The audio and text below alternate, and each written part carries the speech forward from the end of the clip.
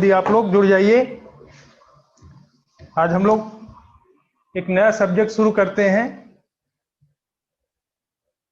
Good evening, good evening.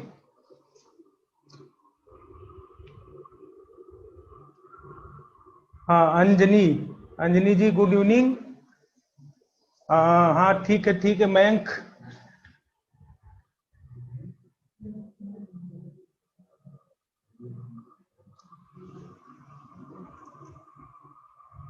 चलिए आप लोगों को तो पता ही होगा आज हम लोग कौन सा सब्जेक्ट शुरू करेंगे, और जिनको नहीं पता है उनको हम बता देते हैं। आइए पहले हम लोग कुछ डिस्कस कर लेते हैं। एक नया सब्जेक्ट शुरू करने से पहले यूपीएससी में उस सब्जेक्ट का रोल क्या है, किस तरीके से उसकी जो वेटेज है यूपीएससी किस रूप में उसको ऐड करती है। तो आज जो हम लोग सब्जेक्ट शुरू करेंगे, जो पढ़ेंगे, वो है इंडियन सोसाइटी, भारतीय समाज हिंदी में बोलते हैं। इंडियन सोसाइटी जो पार्ट है वो आपके पीटी का नहीं है, बल्कि जो आपका मेंस का सिलेबस है, मेंस के सिलेबस का पार्ट इंडियन सोसाइटी है। सामान्य रूप से जो बच्चे हैं, जो एस्पिरेंट हैं, वो इंडियन सोसाइटी को सोशल इश्यूज के नाम से जानते हैं। सोशल इश्यूज भी हम कहते हैं और इंडियन सोसाइटी भी कहते हैं। हुआ क्या, जब 2014 में मेंस का सिलेबस चेंज हुआ, ठीक है, उसके पहले सोशल इश्यूज के नाम से, हाँ थोड़ी सी तबीयत खराब है, तो रात में थोड़ी फीवर थी, दैट्स वाई ऐसा लग रहा होगा कि तबीयत खराब है। थैंक यू पूछने के लिए। तो फिलहाल कोई नहीं, अभी मैं रेडी हूँ क्लास लेने के लिए। अगर कोई दिक्कत आप लोगों को हो रही होगी, आवाज तो आ रही है, क्लियर आ रही है, समझ में आ रहा है?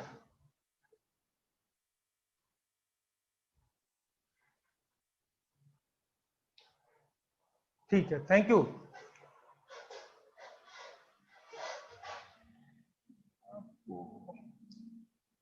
ओके ओके, थैंक यू, आवाज क्लियर है। आ, आकांक्षा शर्मा, ठीक है। तो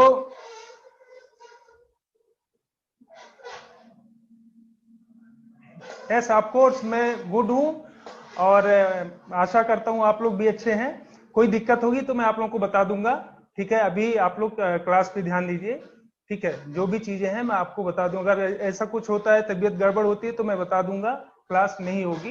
इवन अभी मैं ठीक हूँ और क्लास लेने के पूरा हालात में हूँ, इसलिए आप लोग क्लास पे ध्यान दीजिए, ठीक। इंडियन सोसाइटी की हम लोग बात कर रहे थे। तो 2014 में जब यूपीएससी ने सिलेबस चेंज किया, तो जो सोशल इश्यूज के पार्ट होते थे, जिसको आज भी बच्चे जानते हैं सोशल इश्यूज, उस सोशल इश्यूज के पार्ट को उठा करके उसको इंडियन सोसाइटी के रूप में, हाँ जी रवि बिल्कुल, उसको इंडियन सोसाइटी के रूप में कन्वर्ट कर दिया। अब इंडियन सोसाइटी जो है वो भारतीय समाज हिंदी में आप लोग जानते ही हैं।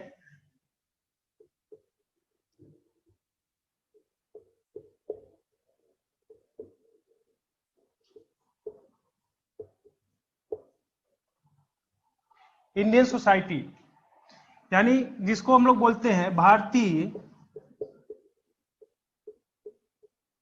समाज। भारतीय समाज, देखिए भारतीय समाज की जब हम चर्चा करते हैं, तो भारतीय समाज बहुत कोई छोटा पार्ट नहीं है या छोटा सिलेबस नहीं है। भारतीय समाज की बात करते हैं तो पूरा भारत और उसके अंतर्गत जो व्याप्त सारी चीजें हैं, जैसे संस्कृतियां हो गई, उसके लक्षण हो गए, उसमें जो विविधताएं हैं, बहुत सारी चीजें ऐसी दिखाई पड़ती हैं जो अपने आप में एक ब्रॉड कॉन्सेप्ट है, बहुत बड़ा रूप होता है। लेकिन उसमें से भी यूपीएससी ने क्या किया है, कुछ चीजों को उठा करके एक सिलेबस के रूप में आपकी मेंस के पार्ट में रख दिया है। वो सिलेबस क्या है उसकी चर्चा हम लोग बाद में करेंगे। मैं थोड़ा सा आप लोगों को, आज चूंकि एक नया सब्जेक्ट हम लोग शुरू कर रहे हैं, तो थोड़ा सा आप लोगों को कुछ यूपीएससी के बारे में, कुछ उसके बारे में, कुछ नई चीजें जो हैं मैं उसको बताना चाह रहा हूं। उसको आप 5 मिनट या 10 मिनट का समय लगेगा, उसको एक बार आप लोग ध्यान से सुनिए, क्योंकि अभी लास्ट कुछ दिन पहले आप देखे हैं जो पेपर हुआ है यूपीएससी का, वो अनप्रिडिक्टेबल पेपर आ रहे हैं, और किस तरीके से जब पीटी के जो पोर्शन है वो किस तरीके से बदल रहे हैं। तो इस तरीके से मेंस में भी परिवर्तन होना स्वाभाविक है। ठीक है, तो हम लोग ये देखते हैं कि मेंस के जो सिलेबस है, जो पार्ट है, उसमें कई सारे फर्स्ट पेपर जो जीएस का है, फर्स्ट पेपर है, सेकंड पेपर है, थर्ड पेपर है एंड फोर्थ पेपर है। ठीक, ये सारे जो पेपर हैं, first second third and fourth paper, तो ये चारों मिलाकर के जीएस का मेंस का सिलेबस डिसाइड इससे ही होता है। उसमें से जो छोटे छोटे पार्ट हैं, जैसे आज जो हम लोग सब्जेक्ट पढ़ने जा रहे हैं, ये आपका छोटा, जैसे अभी आपने इसके पहले पढ़ा सोशल जस्टिस, छोटा पार्ट है। ठीक, और इंडियन सोसाइटी ये भी छोटा ही पार्ट है। ऐसे आप आईआर पढ़ते हैं, आईआर भी छोटा पार्ट है। ऐसे आप डिजास्टर मैनेजमेंट पढ़ते हैं, एक छोटा पार्ट है। तो कुछ बच्चों के दिमाग में ये चीजें होती हैं कि छोटे जो पार्ट है उनको हम कवर कर लेंगे, वो बाद में कवर कर लेंगे, इसका रोल क्या है, कितना है, ये ठीक है, हो जाएगा। कुछ छोटे छोटे टॉपिक है, इसमें बहुत लिमिटेड टॉपिक होते हैं, तो ये सब सारी चीजें तैयार हो जाएंगी। तो कुछ चीजें मैं इस पे कहना चाहता हूं कि देखिए, एक मैं जो एनालिटिकल व्यू है, जो अभी तक का इसका स्वरूप रहा है, इन सारे सब्जेक्ट का, जो छोटे छोटे पार्ट आपके मेंस के सिलेबस में शामिल होते हैं, उनका क्या रोल रहता है और किस तरीके से वो आपके लिए बेनिफिशियल हो सकते हैं, एक इसका एनालिटिकल व्यू है, उसको आप देख लीजिए। उसके बाद हम लोग अपने सिलेबस पे आते हैं। नीतीश कुमार, सोशल इश्यूज इसी को बोलते हैं, हाँ, इसी को सोशल इश्यूज ही बोलते हैं, इंडियन सोसाइटी, इसी के अंतर्गत जो टॉपिक है वही सोशल इश्यूज के अंतर्गत आते हैं। ठीक, अब देखिए, जब इंडियन सोसाइटी 2014 में सिलेबस में जोड़ा गया, तो जो इसका स्कोरिंग था, यानी अब ये जो स्कोरिंग है 40 नंबर का, ये 40 नंबर कवर करता है, यानी 40 मार्क्स 2014 में इसने कवर किया। ठीक, जब पहली बार आया तब, इसके पहले सोशल इश्यूज के। अब ये 40 नंबर आता कहां पे है?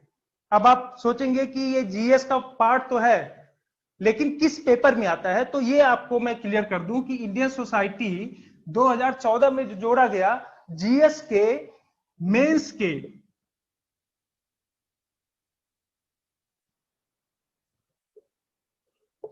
के फर्स्ट पेपर में इसे स्थान दिया गया। यानी इंडियन सोसाइटी जीएस मेंस और उसका जो फर्स्ट पेपर है, उसमें इंडियन सोसाइटी को इंक्लूड किया गया। अब इंडियन सोसाइटी जब इंक्लूड किया गया, तो इसका एक अपना महत्व होगा, कुछ ना कुछ सोच करके फर्स्ट पेपर में रखा गया। तब देखते हैं फर्स्ट पेपर में हम लोग, ठीक है, फर्स्ट पेपर में जीएस मेंस के फर्स्ट पेपर में कौन कौन से सब्जेक्ट इसके साथ और जुड़े हुए हैं। ठीक, जो फर्स्ट पेपर है, कुछ लोगों को आइडिया हो सकता है, ना हो, बाकी लगभग लोगों को मुझे लग रहा है कि आइडिया है कि फर्स्ट जो मेंस का सिलेबस है, उसके फर्स्ट पेपर में कौन कौन से सब्जेक्ट जुड़े हुए हैं। तो एक मुख्य सब्जेक्ट है इसमें हिस्ट्री। ठीक, एक प्रमुख सब्जेक्ट जिसको लोग जानते हैं, पढ़ते हैं, बहुत ही वेटेज दे करके पढ़ते हैं, बहुत ही ज्यादा गंभीरता के साथ पढ़ते हैं, वो सब्जेक्ट है इसके साथ हिस्ट्री। दूसरा कौन सा है?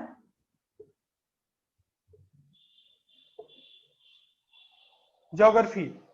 ठीक, दूसरा सब्जेक्ट जो इसमें है वो ज्योग्राफी है।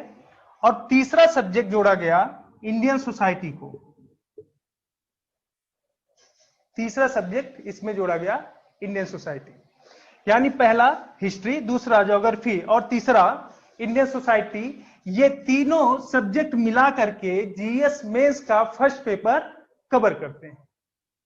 ठीक, अब आप देख ही रहे हैं सामने कि हिस्ट्री, ज्योग्राफी एक सब्जेक्ट, ये दोनों सब्जेक्ट ऐसे हैं कि जो अपने आप में बड़े बड़े हैं, जिनको लोग वैल्यू यानी कि पीटी के परिप्रेक्ष्य में भी पढ़ते हैं, ठीक, और मेंस के परिप्रेक्ष्य में भी पढ़ते हैं। दोनों तरीके से इसको पढ़ने का काम करते हैं। दोनों का सिलेबस भी आप देखते हैं, पीटी के साथ साथ लेकर के और मेंस तक कितने ब्रॉड सिलेबस इसके होते हैं। तो लोग क्या करते हैं, फर्स्ट पेपर में ज्यादा ध्यान देते हैं हिस्ट्री और ज्योग्राफी पर। ठीक, क्यों? क्योंकि पीटी में भी रोल है और मेंस में है, तो इसी पे ज्यादा ध्यान दिया जाए और इसको निगलेक्ट कर देते हैं। ठीक, इसको निगलेक्ट करने का काम करते हैं। जबकि इंडियन सोसाइटी का जो रोल है 2014 में जब इसको जोड़ा गया तो ये 40 मार्क्स कवर करता था, कितने में? Out of 40 out of 20 250, sorry, out of 250, यानी फर्स्ट पेपर आपका जो 250 नंबर का है उसमें से 40 नंबर का क्वेश्चन पूछा गया 2014 में इंडियन सोसाइटी से। ठीक, लेकिन जब उसके बाद आप इसके वैल्यू को देखेंगे या इसके पोर्शन को देखेंगे या इसके मार्किंग को देखेंगे 2014 से लगातार जब एनालिसिस करेंगे तो इसकी जो मार्किंग है या इसका जो वेटेज है वो लगातार बढ़ता गया है। हाँ, बोर्ड पर लाइट पड़ रही है, थोड़ा सा आज लाइट की दिक्कत है, आज और कल 2 दिन रहेगी, उसके बाद फिर आपको ये समस्याएं खत्म हो जाएंगी। जो नहीं समझ आ रहा है मैं देख रहा हूं बोर्ड पे लाइट पड़ रही है तो मैं कोशिश कर रहा हूं कि इसको हटा करके मैं इधर लिखूं। ठीक है, अच्छी बात है, आपने बता दिया।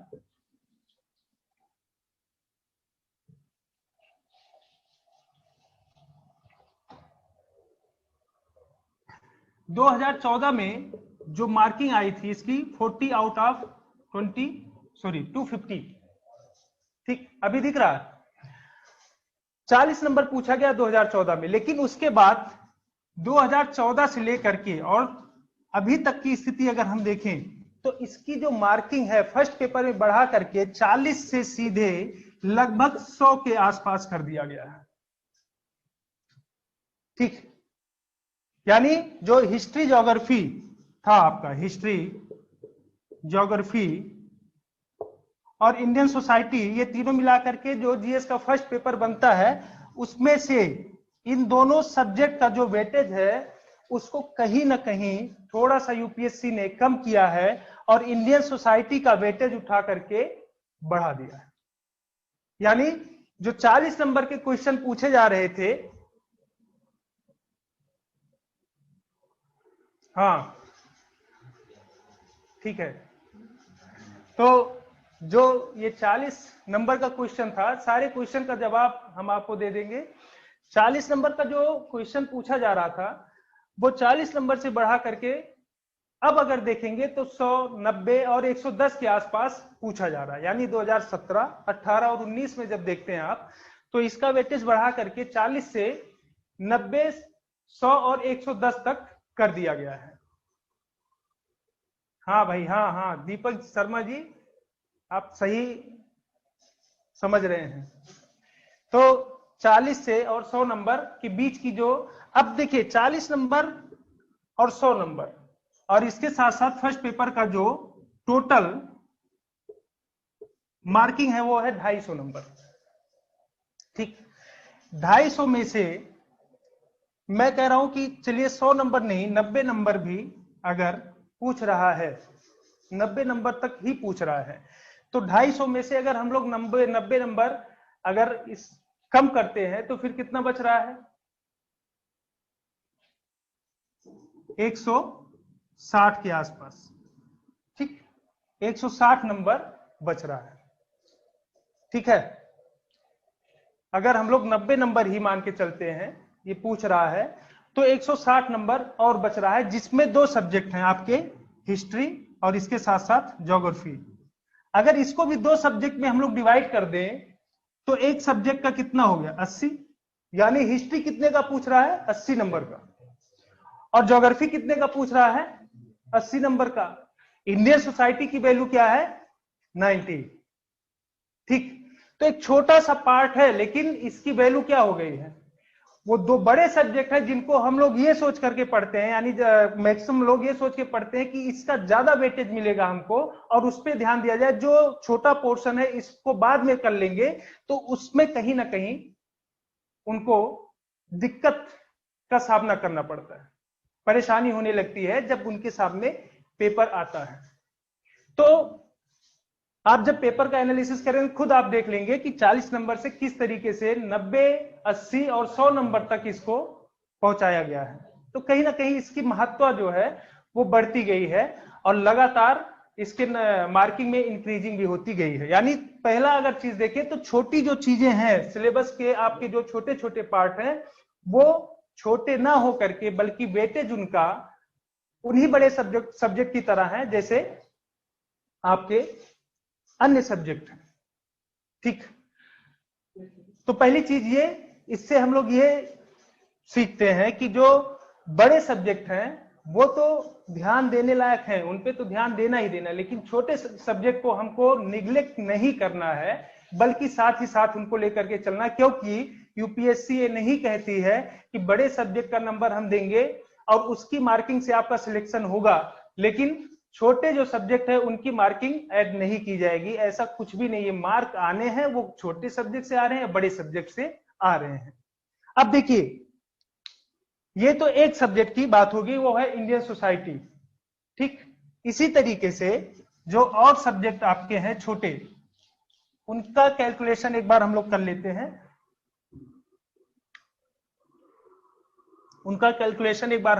हैं। अब देखिए, Indian society, social justice, internal security, IS समझ जाएगा, इंटरनल सिक्योरिटी और डिजास्टर मैनेजमेंट। ठीक, 4 सब्जेक्ट आपके ऐसे हैं जो छोटे पोर्शन के थ्रू इसको देखा जाता है। लगभग 90 नंबर का क्वेश्चन इससे आता है। लगभग सोशल जस्टिस से 40 से 50 नंबर के क्वेश्चन आते हैं। यहां से भी सेम 40 से 50 नंबर के क्वेश्चन, और यहां से भी वही स्थिति होती है, 40 से 50 नंबर। इसको भी हम लोग कर लेते हैं 80 से 90 नंबर। ठीक, 80 से 90 इसको भी कर लेते हैं। ठीक, अब कैलकुलेशन अगर हम लोग करें इसका, अगर कैलकुलेशन करते हैं तो 80 ये हो गया, 40 ये हो गया, 120 और 40 160, 160 और 40 200। इधर की अगर वैल्यू हम लोग कैलकुलेट करते हैं तो 90। ठीक, इसमें 50 ऐड कर दें अगर 140, 190 और 190 और 50 240। ठीक, यानी 200 से लेकर के 240 तक के जो मार्क्स आपके मेंस के पेपर के हैं, ठीक, वो आपके जीएस के, डीएम का फुल फॉर्म होता है डिजास्टर मैनेजमेंट, डिजास्टर मैनेजमेंट। ठीक, तो 200 से लेकर के 240 आईआर, हाँ इंटरनल,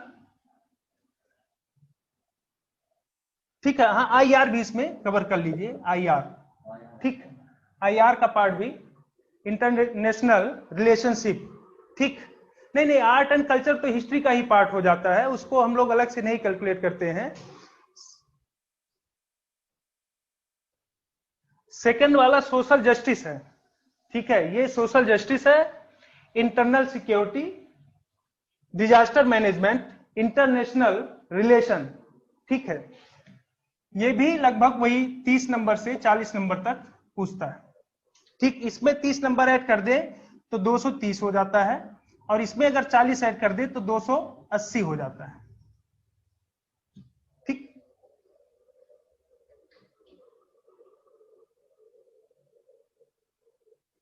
हाँ, ये है इंटरनल सिक्योरिटी और ये है इंडियन सोसाइटी।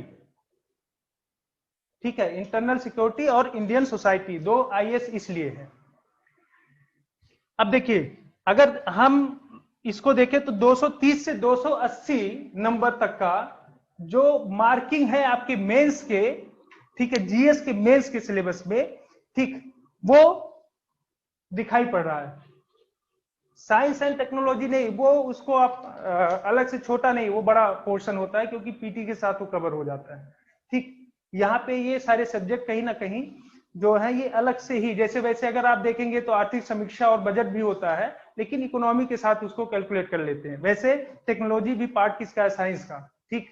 तो वहां हम उसको देख लेते हैं, साइंस एंड टेक्नोलॉजी एक में पीटी के साथ वो मेंस में जो पोर्शन दिखाई पड़ता है। गवर्नेंस भी जस्टिस का पार्ट हो जाता है, सोशल जस्टिस और इंटरनल सिक्योरिटी, इन दोनों में कहीं ना कहीं गवर्नेंस आ ही जाती है, ठीक। यानी मोटा मोटा अगर आप लेकर के चलेंगे तो ये पोर्शन आपको मिल जाते हैं, जिसमें 230 से 280 ओवरऑल हम कह सकते हैं कि इन सबको मिला करके लगभग 250 नंबर का, ठीक है, 250 नंबर आपके कहीं ना कहीं छोटे पोर्शन से कवर होते हैं, ठीक है। छोटे पोर्शन से आपके 250 नंबर कवर होते हैं। और ये चीजें इंग्लिश मीडियम के स्टूडेंट हो या हिंदी मीडियम में, और विशेष रूप से मैं कहूंगा कि हिंदी मीडियम के स्टूडेंट में जो थोड़ा भी सीरियस है पढ़ने के लिए, उनको इस एनालिटिकल व्यू को समझना चाहिए, इस स्ट्रेटजी को समझना चाहिए, ठीक है। क्योंकि 250 नंबर आप समझ रहे हैं कि 250 नंबर का आपका एक पेपर ही होता है, जीएस का एक पेपर ही 200 नंबर का।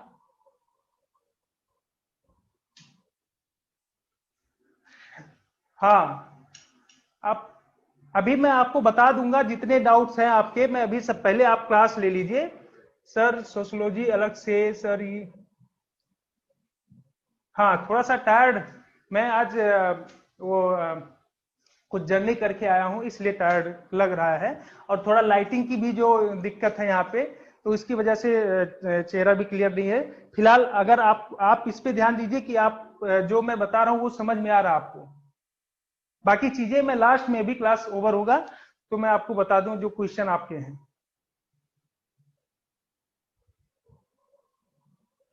वॉइस चेंज है,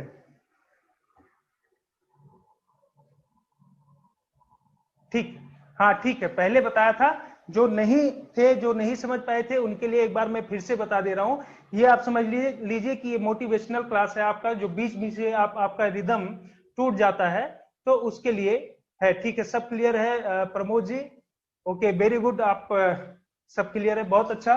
आपको अगर पता है ये सारी चीजें बहुत अच्छी बात है, ठीक। तो 250 नंबर आप ये समझ लीजिए, यानी जीएस मेंस का जो आपके 4 पेपर है उसमें से एक पेपर का जो मार्क है वो पूरा इन छोटे पोर्शन से ही कवर हो जाता है। तो ये छोटे पोर्शन जो होते हैं, यानी एक, अब हिंदी मीडियम में क्या होता है, अगर इसको या इंग्लिश मीडियम का बच्चा कोई भी एस्पिरेंट है, अगर इस जो ये छोटे छोटे सब्जेक्ट है इनको अगर निग्लेक्ट करके चलता है तो यानी वो ओवरऑल 250 नंबर पहले ही पीछे चल रहा है। तो मार्किंग उसकी क्या होती है, अगर जीएस में मार्किंग होगी तो 750 में ही उसकी मार्किंग होती है, ना कि 1000 में होती है। तो इसलिए इन सारे छोटे पोर्शंस को आपको कवर करके चलना है, क्योंकि जीएस का एक पेपर जो रोल अदा करता है जितने मार्क का, उतना ये छोटे छोटे सब्जेक्ट मिल करके उतने मार्किंग का रोल अदा करते हैं, ठीक। तो उतनी मार्किंग आपको ये छोटे छोटे सब्जेक्ट मिल करके दिलाते हैं, इसलिए छोटे सब्जेक्ट को आपको निग्लेक्ट नहीं करना है, ठीक।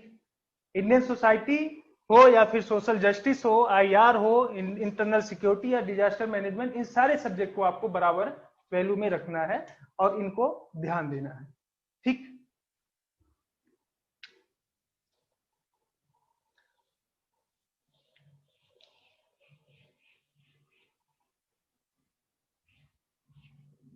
अब आ जाइए अपने मूल टॉपिक पे।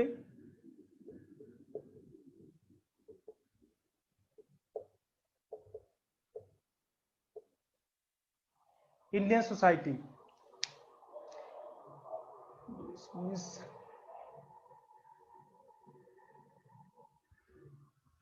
ठीक। इंडियन सोसाइटी, अब इसके सिलेबस को एक बार हम लोग देख लेते हैं, उसके बाद आगे बढ़ते हैं, क्योंकि जो भी आप पढ़ने जा रहे हैं यूपीएससी में, आपको केवल पढ़ना नहीं है, बल्कि जो पढ़ने जा रहे हैं वो सिलेबस आपको क्लियर होना चाहिए। इंडियन सोसाइटी का सिलेबस टोटल अगर हम देखते हैं तो 8 टॉपिक इसमें होते हैं, अगर 8 टॉपिक को तोड़ दिया जाए तो टोटल 11 टॉपिक होते हैं, ठीक। 8 टॉपिक से 11 टॉपिक, यानी एक टॉपिक को अगर हम तोड़ दें उसके पोर्शंस जो हैं उसको अगर हम थोड़ा सा और डिवाइड कर दें तो टोटल 11 टॉपिक इसमें होते हैं। अगर आप लोग लिखना चाहते हैं तो लिख लीजिए, और अगर नहीं लिखना चाहते हैं तो आप देख लीजिएगा। वैसे मैं एक बार डिस्कस कर देता हूं आपको। इंडियन सोसाइटी का जो पहला टॉपिक है, इसमें भारतीय समाज की विशिष्ट विशेषताएं। ठीक, आप लोग नोट भी करते रहिए, जहां भी आपका नोटबुक है उसमें नोट करते रहेंगे तो ज्यादा बेनिफिशियल रहेगा आपके लिए, क्योंकि जब सिलेबस आपके सामने होता है तो फिर पढ़ने में दिक्कत नहीं होती है। तो पहला जो इसका टॉपिक है वो भारतीय समाज की विशिष्ट विशेषताएं, salient features of Indian society. ठीक,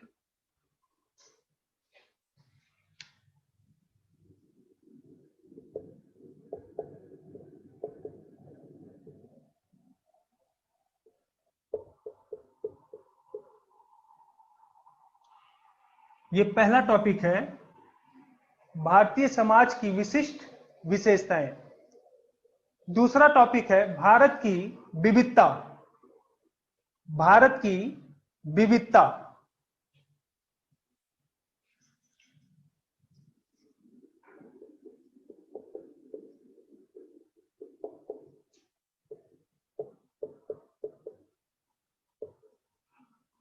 डाइवर्सिटी ऑफ इंडिया, भारत की विविधता।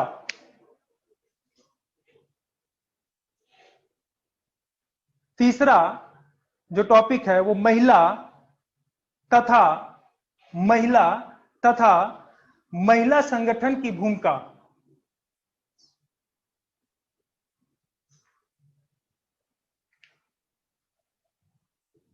महिला तथा महिला संगठन की भूमिका।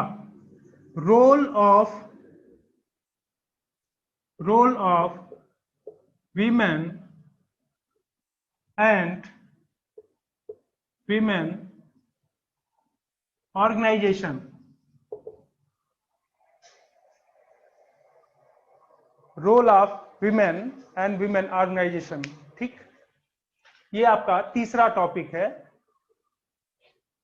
नेक्स्ट टॉपिक है जनसंख्या, जनसंख्या तथा उससे संबंधित मुद्दे।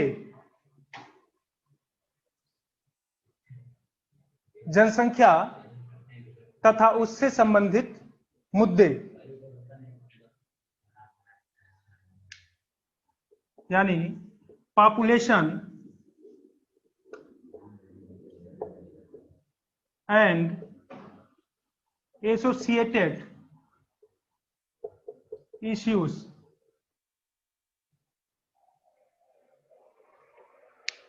Population and associated issues.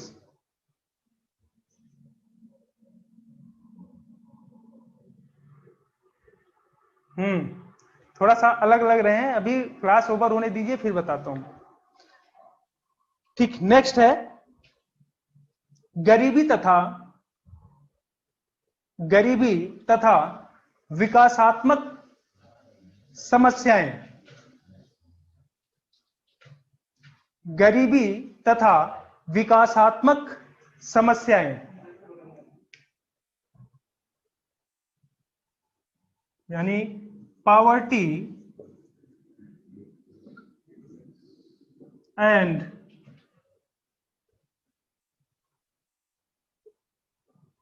Developmental issues.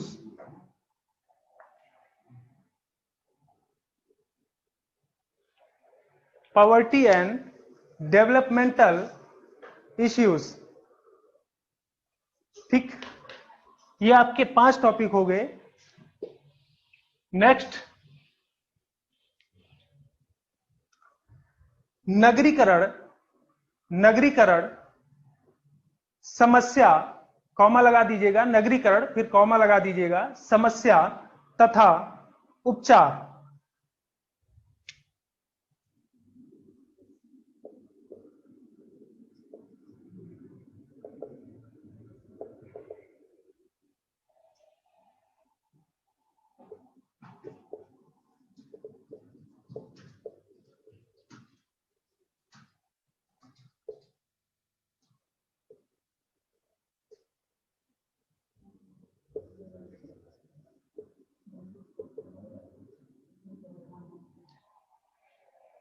Urbanisation, their problems and remedies, नगरीकरण, समस्या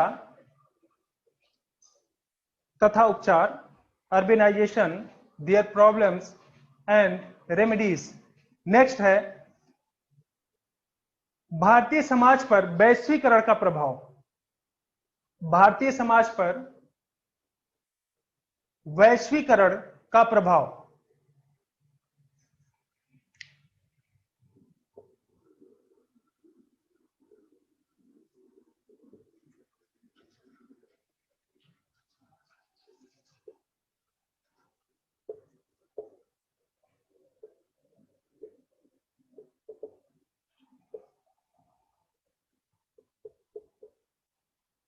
effect of globalisation on Indian society, भारतीय समाज पर वैश्वीकरण का प्रभाव। नेक्स्ट, सामाजिक सशक्तिकरण, सामाजिक सशक्तिकरण।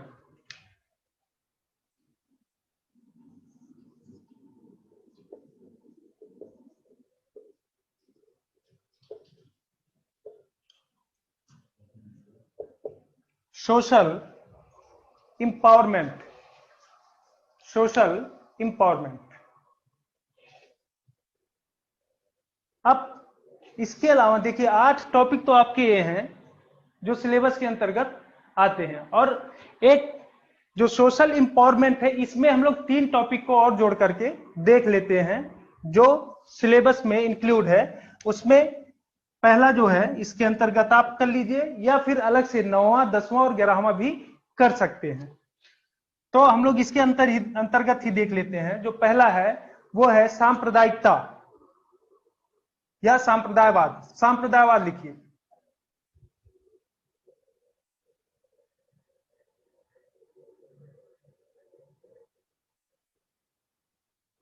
बता दूंगा, अभी आप लोग ध्यान दीजिए जो मैं बता रहा हूं। ठीक, इसमें संप्रदायवाद, ठीक,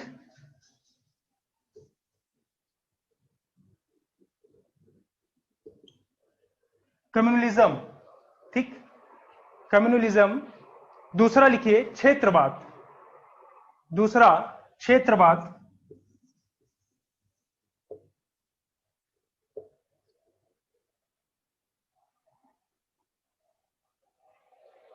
रीजनलिज्म, क्षेत्रवाद, रीजनलिज्म। और तीसरा धर्मनिरपेक्षता, धर्मनिरपेक्षता या धर्मनिरपेक्षतावाद, जिसको बोलते हैं सेक्युलरिज्म।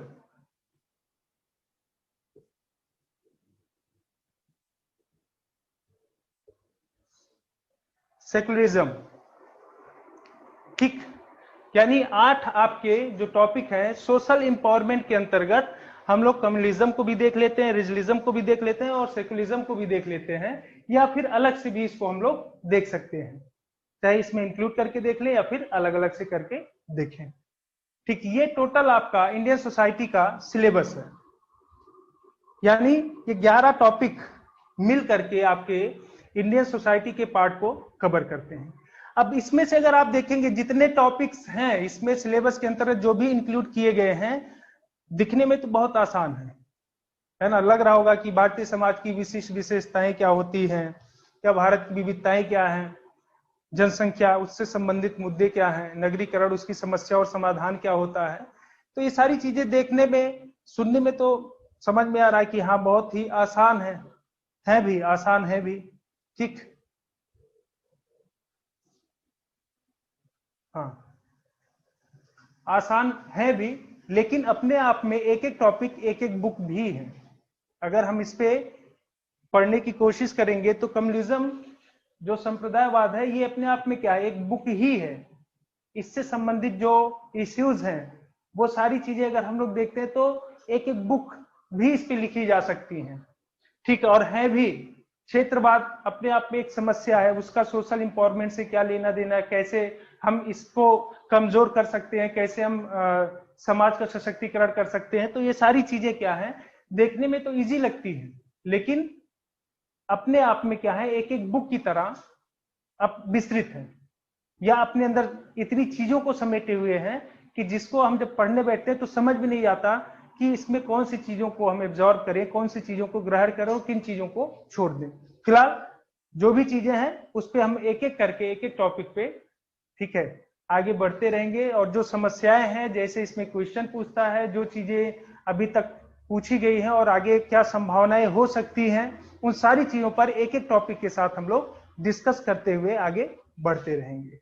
ठीक, तो अभी तक ये ओवरव्यू रहा है आपके सब्जेक्ट जो आज आप स्टार्ट कर रहे हैं, उसका एक ओवरव्यू इंडियन सोसाइटी और उसका जो सिलेबस है, और सिलेबस के अकॉर्डिंग आपको बुक इसमें देखिए, एक बुक है राम आहूजा की भारतीय समाज। ठीक, राम आहूजा की भारतीय समाज, आप उसको ले सकते हैं। और राम आहूजा की ही एक और बुक है, सामाजिक मुद्दे, सोशल इश्यूज। ठीक, ये दोनों बुक आप ले सकते हैं।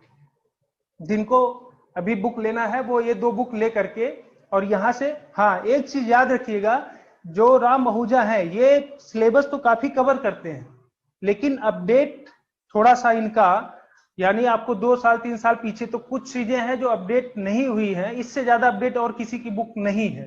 फिर इसके बाद आपको नेट का ही इस्तेमाल करना होगा।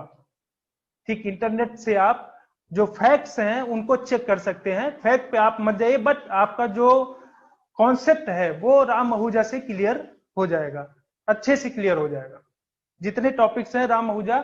इसके अलावा श्यामाचरण दुबे की एक बुक आती है पतली सी, भारतीय समाज की, आप उसको भी, नहीं बुक पढ़ना जरूरी नहीं है। ठीक है, आप जो क्लास कर रहे हैं, क्लास में मैं काफी चीजों को कवर कर दूंगा, बट आपको जब रेफरेंस लेना होगा तो आप बुक से ले सकते हैं रेफरेंस, या फिर आप इंटरनेट से रेफरेंस ले सकते हैं। ठीक है, जो आपके लिए ज्यादा सही हो, जो आपके लिए ज्यादा सटीक हो, जहां से आपको ज्यादा समझ में आता हो, जहां से आप अच्छे से कवर कर सकते हैं, उसको आप ले सकते हैं। ठीक है, वो बुक हो या फिर, हाँ चाणक्य की बुक भी है, उसमें भी काफी चीजें दी हुई हैं। बुक का नाम है राम आहूजा की एक तो भारतीय समाज, मैं लिख दे रहा हूं,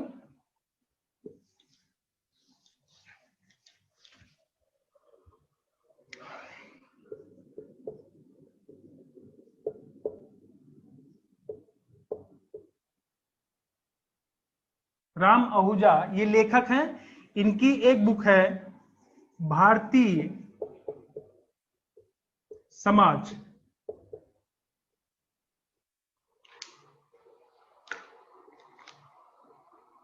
और जो दूसरी बुक है वो है सामाजिक समस्याएं। ये दो बुक ले सकते हैं आप। ठीक, इसमें लगभग आपके सिलेबस में जो चीजें हैं, जितने टॉपिक्स हैं, ये सब दोनों मिला करके कवर करते हैं। ठीक, बहुत ज्यादा टॉपिक्स इसमें दिए हुए हैं, सारे आपको नहीं पढ़ने हैं, आप अपने सिलेबस के अकॉर्डिंग टिक कर लीजिए, और अगर पढ़ना चाहते हैं तो वहां से पढ़ सकते हैं। फिलहाल मैं सारी चीजों को कवर करने की कोशिश करूंगा कि आपके जो डाउट्स हैं यहीं पे क्लियर हो जाए। इसके बावजूद अगर कुछ आपको दिखता है तो फिर आप वहां से कर सकते हैं।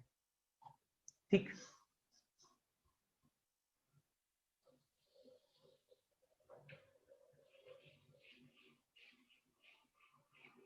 जो चाणक्य की बुकलेट जिसके पास होगी उसमें भी काफी चीजें कवर की गई हैं। ठीक है, इस सब्जेक्ट के लिए आप वहां से भी कवर कर सकते हैं, उसमें भी बहुत सारी चीजें दी हुई हैं।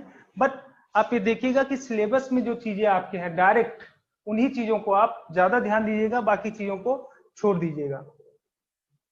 दूसरा बुक ने, हाँ एक बुक और मैंने बताया था, वो श्यामाचरण दुबे की है भारतीय समाज।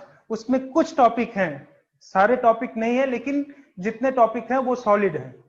ठीक है, उसमें से कुछ टॉपिक हैं जो आपको कॉन्सेप्चुअल व्यू जो होता है वो ज्यादा स्ट्रॉन्ग करते हैं। तो श्यामाचरण दुबे की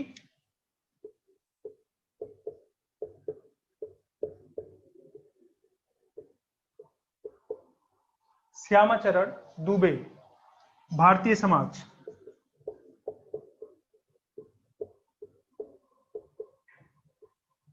ठीक, श्यामाचरण दुबे, भारतीय समाज, एनबीटी की बुक है, नेशनल बुक ट्रस्ट की।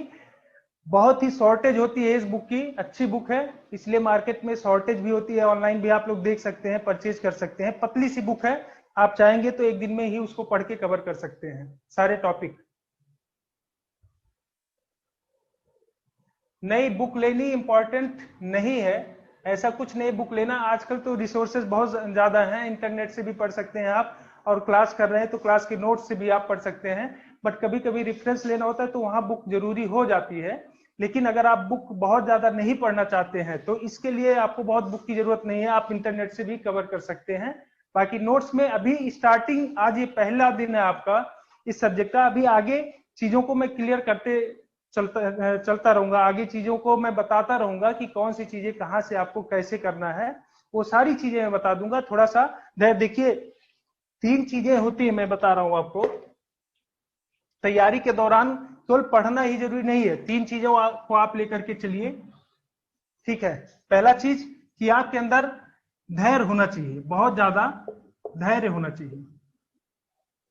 धैर्य का मतलब ये नहीं कि एकदम सो गए, इतना धैर्य है कि अब सो गए, अब नहीं, अब चलो ठीक है पढ़े। धैर्य का मतलब कि एक दिन में सारी चीजों को सीख नहीं सकते हैं, कोई भी XYZ कोई भी हो एक दिन में नहीं सीख पाएगा। समय के साथ आप चलते रहिए, धैर्य बना के रखिए, निश्चित रूप से आप सफल होंगे।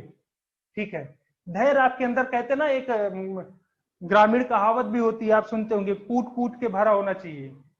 ठीक है, तो धैर्य आपके अंदर क्या होना चाहिए, कूट कूट के। जब आप किसी जो सिलेक्टेड टॉपर्स होते हैं उनका इंटरव्यू देखते होंगे तो इंटरव्यू में आपको कॉमन एक क्वेश्चन मिल जाता होगा कि आप इतने दिन तक धैर्य कैसे, अपने धैर्य को कैसे बना के रखें।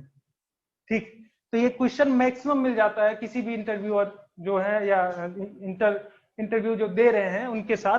तो धैर्य आपके अंदर भी होना चाहिए, मेरे अंदर भी होना चाहिए। ठीक है, तभी कोई चीज हम लोग गेन कर सकते हैं। और दूसरा चीज, पाठ्यक्रम। पाठ्यक्रम मतलब सिलेबस, जो आपका सिलेबस है उसके अकॉर्डिंग चलिए। कभी भी आप बिना सिलेबस के मत चलिए। जो भी पढ़ना है पहले उस सब्जेक्ट का सिलेबस अपने सामने रखिए, उसको समझिए, और समझ करके टॉपिक वाइज एक एक टॉपिक आप कवर करते हुए आगे बढ़िए। तो इससे क्या होता है कि भटकाव की स्थिति नहीं हो पाती है। ठीक, आप लोगों का क्वेश्चन बहुत तेजी से आ रहा है, अभी मैं आपको बाद में बताता हूं, पहले आप देख लीजिए। ठीक, पाठ्यक्रम। और तीसरा यह है कि जो सतत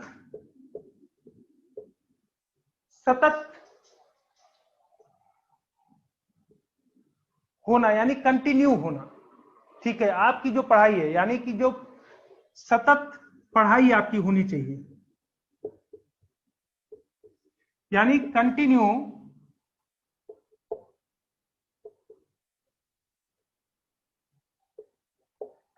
स्टडी होनी चाहिए आपको। या ये नहीं कि एक दिन आपने क्लास लिया, अच्छा चलो आज आराम कर लेते हैं, कल ले लेंगे, परसों ले लेंगे, अच्छा 4 दिन घूम के आते हैं, या 2 महीने आपने पढ़ा, फिर 1 महीने आप सोच रहे हैं कि कुछ बिजनेस कर ले, कुछ ऐसा काम कर ले। ये चीजें नहीं होनी चाहिए। आप कम पढ़िए, ठीक है, लेकिन लगातार पढ़िए, कंटिन्यू स्टडी आपकी होनी चाहिए। आप 4 घंटा पढ़ रहे हैं, 5 घंटा पढ़ रहे हैं, लेकिन डेली पढ़ाई होनी चाहिए। तो इससे आपका रिदम नहीं टूटेगा, सिलेबस के अकॉर्डिंग चलेंगे, भटकाव नहीं होगा, धैर्य रहेगा, तो आप कुछ ना कुछ डेली सीखते रहेंगे। और एक समय ऐसा आएगा कि जिस दिन आपको खुद नहीं समझ में आएगा कि कैसे हम चीजों को कवर कर ले गए हैं। ठीक है, तो ये 3 मूल मंत्र हैं जो मैं आपको बता रहा हूं। आप लोग इसमें से हो सकता है जानते भी हो, जो नहीं जानते हैं वो फॉलो करें इसको, और इन चीजों पर ध्यान दें। ठीक है, तो कहीं ना कहीं आपका जो प्रयास है वो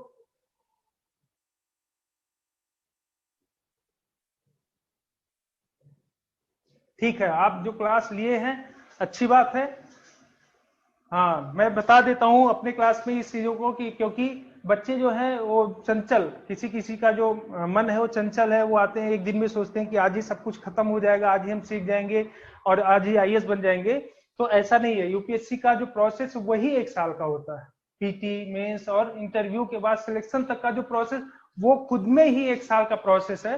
तो कोई भी एक दिन में नहीं सीख सकता, इसलिए धैर्य और अपने सिलेबस के साथ और कंटिन्यू स्टडी के साथ अगर वो बना हुआ है तो वही सफल होता है, यानी वही लोग कहीं ना कहीं किसी मुकाम पर पहुंचते हैं। ऐसा नहीं कि और लोग नहीं पहुंचते हैं, बट इन सारी चीजों को अपने अंदर ढालने की कोशिश करिए।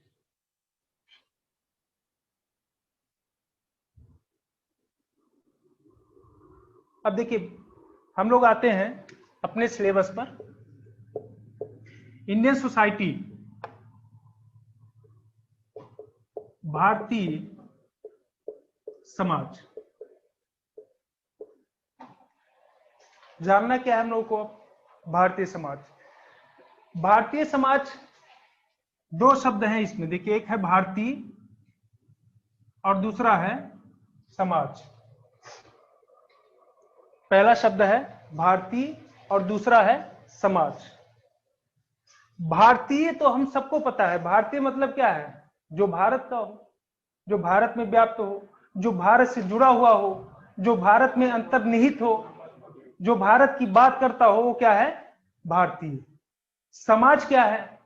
आप लोगों में कितने लोग ऐसे हैं कि जो समाज को परिभाषित कर लेंगे? अगर कहा जाए कि समाज क्या होता है, समाज को परिभाषित करना है, तो सुने हैं बचपन से, ठीक है, ये समाज, वो समाज, ऐसा समाज, इनका उनका हमारा सबका समाज।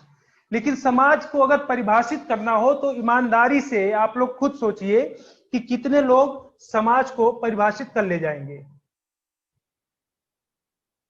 ठीक है, लोगों के समूह को समाज कहते हैं, रिलेशंस का जाल है, ठीक है, सामाजिक संबंधों का एक जाल है, वो समाज है, वेरी गुड, ठीक है। व्यक्ति जहां आचरण करता है, ठीक है, ठीक है, व्यक्ति जहां आचरण, जो भी चीजें हैं, देखिए हम लोग क्या करते हैं अपने तरीके से, जो ठीक, जहां सभी लोग मिलकर रहते हैं तो उसको हम समुदाय भी बोल सकते हैं, ठीक है।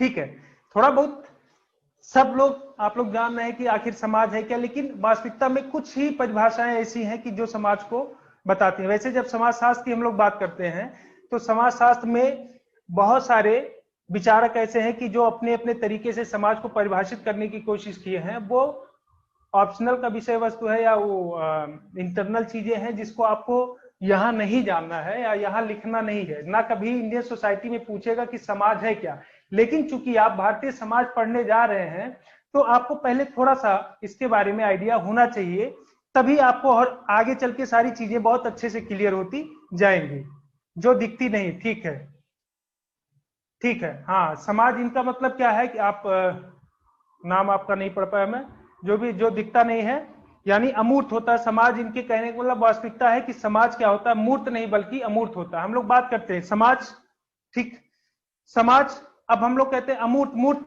मतलब जो दिखाई दे, मूर्त, और अमूर्त जो ना दिखाई दे। जब हम समाज की बात करते हैं तो समाज मूर्त नहीं है, कहीं समाज दिखाई नहीं देता है। समाज अपने आप में क्या होता है, अमूर्त होता है, जो कहीं दिखाई नहीं देता। हम कहें समाज में जाइए, समाज से कुछ ले आइए, समाज से आप जुड़ जाइए, तो आप क्या कहेंगे, किस समाज से जुड़ जाए, कहां से जुड़ जाए, ठीक। लेकिन अगर मैं आपसे कहूं विद्यार्थियों के समाज से आप जुड़ जाइए, ठीक, समाज मूर्त कब होता है, ये मूर्त तब होता है जब इसके सामने एक, एक का मतलब कुछ भी लग जाए। वो एक कुछ भी हो सकता है, वो भारतीय हो सकता है, वो अमेरिकी हो सकता है, वो जातीय हो सकता है, वो कुछ भी हो सकता है, सांस्कृतिक हो सकता है, कुछ भी। इस एक का मतलब कुछ भी। अब समाज क्या होता है, यहां पे क्लियर हो जाता है। अभी तक अमूर्त है समाज, और जैसे उसके सामने एक कुछ भी लगा देते हैं, वो भारतीय के रूप में, अमेरिकी के रूप में, जातीय के रूप में और सांस्कृतिक के रूप में, जैसे हम इसके सामने एक कुछ भी लगाते हैं तो वो अमूर्त से मूर्त में परिवर्तित हो जाता है। और फिर हम कहें कि भारतीय समाज से जुड़ जाइए या भारतीय समाज में आपको अपने आप को ढालना है, तो आप तुरंत समझ जाएंगे कि हमारे किस समाज की बात की जा रही है। जातीय समाज तो व्यक्ति समझ जाएगा, शैक्षिक समाज तो समझ जाएगा। ठीक ठीक ठीक ठीक आप, हाँ ठीक है। जितना भी इसके आगे एक लगाते चले जाएंगे वो परिभाषित करता है और उस समाज को अमूर्त से मूर्त में परिवर्तित करने का भी काम करता है। इस प्रकार समाज की अपनी कुछ विशेषताएं होती हैं, वो सारे समाज की, ना केवल भारतीय समाज की बल्कि सभी समाज की कुछ विशेषताएं होती हैं और जिनसे मिलकर के समाज बनता है। आप लोग लिख लीजिए, कुछ शब्द हैं इसके अंतर्गत, उसको आप लोग नोट कर लीजिए जो आपको आगे कहीं ना कहीं हेल्प करता रहेगा। लिख लीजिए समाज क्या होता है, हेडिंग डाल लीजिए समाज। लिखिए समाज रीतियों, समाज रीतियों कौमा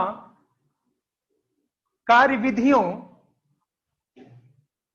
कार्यविधियों कौमा अधिकार व परस्पर सहयोग, अधिकार व परस्पर सहयोग कौमा अनेक समूहों, अनेक समूहों तथा उसके विभाजनों, अनेक समूहों तथा उसके विभाजनों। फिर कॉमा लगाइए, आगे लिखिए मानव व्यवहारों, मानव व्यवहारों के, मानव व्यवहारों के नियंत्रणों, कंट्रोल, मानव व्यवहारों के नियंत्रणों तथा स्वतंत्रता की व्यवस्था है।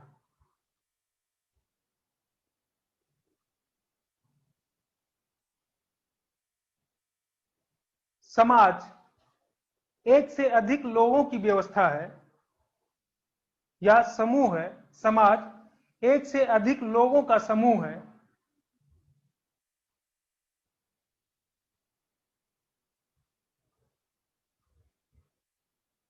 अर्थात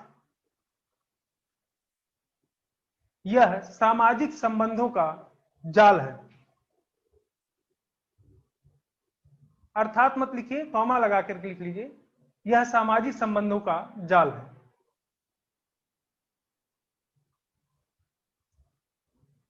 सामाजिक संबंधों का जाल है। ठीक, अब किसी भी समाज की जब हम परिभाषा देते हैं तो ये सारी चीजें उसमें निहित हो जाती है, उसके अंतर्गत ये व्याप्त दिखाई पड़ती है। न केवल भारतीय समाज में बल्कि कोई भी समाज होगा तो उसके अंतर्गत ये विशेषताएं पाई जाती हैं। जैसे रीतियां, रीतियों से तात्पर्य क्या होता है? रीतियां वो होती हैं जो एक पीढ़ी से दूसरी पीढ़ी को स्वतः ही हस्तांतरित हो जाती है। ठीक, यानी पीढ़ियों के द्वारा जो अगली पीढ़ी को प्राप्त होता है, जिसको व्यक्ति कहीं सीखने अलग से नहीं जाता बल्कि उसी के अंतर्गत इंटरमिंगल्ड, यानी अपने आप को उसके अंतर्गत समाहित कर लेता है। ठीक, कहीं से अलग से सीखने की जरूरत नहीं पड़ती, वो रीति होती है।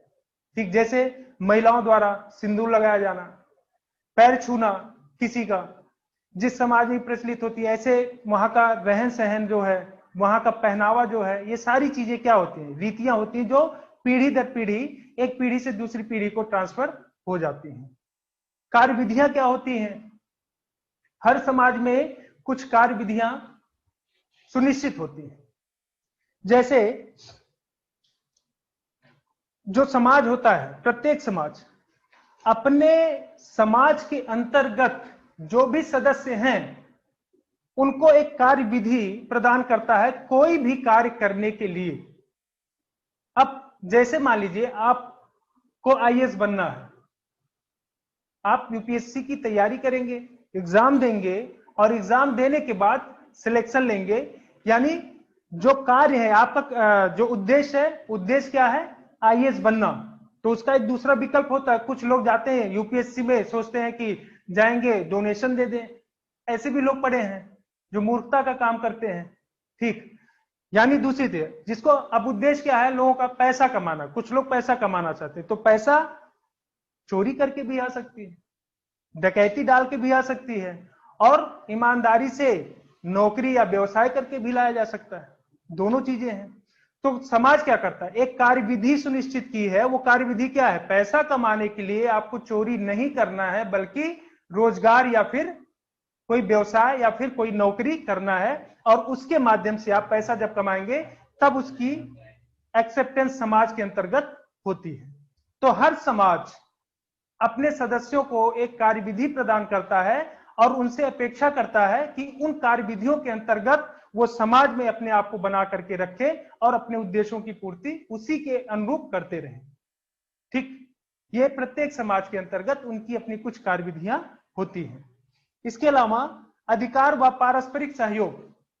अधिकार क्या होता है, अधिकार दो होता है, एक समाज में कुछ व्यवस्थाएं हैं, जैसे राजनीतिक व्यवस्था हो गया और कुछ पारिवारिक व्यवस्था हो गया, कुछ सांस्कृतिक या धार्मिक व्यवस्था है। जैसे घर में पिता का अधिकार, अगर पिताजी किसी को एक थप्पड़ मारते हैं, ठीक, तो क्या है, बड़े होने का अधिकार और पिता होने का अधिकार है जो समाज द्वारा प्रदत्त किया गया है। वहीं किसी समाज में ये अधिकार नहीं है, जब बच्चा बालिग हो जाता है तो वहां पिता को डांटने का भी अधिकार, तो उस समाज की अपनी आधिकारिक कार्यविधियां हैं, ठीक, कि वो समाज किस समय तक अधिकार दे रहा है। ऐसे पंचायत चुनाव के अंतर्गत प्रधान का अधिकार, सरपंच का अधिकार, मुखिया जो है उसका अधिकार, इसी प्रकार से डीएम का अधिकार प्रशासनिक रूप से, इसी प्रकार से पीएम का अधिकार राष्ट्र के प्रधान के रूप में। तो अधिकार वो प्रशासनिक हो सकता है, वो संवैधानिक हो सकता है, और वो पारिवारिक या फिर धार्मिक भी हो सकता है। तो अधिकार प्रत्येक समाज में विभिन्न रूप से होता है, लेकिन कहीं ना कहीं इन्हीं माध्यमों से जुड़ा होता है। ठीक, और पारस्परिक सहयोग का मतलब क्या है कि जैसे मान लीजिए मैं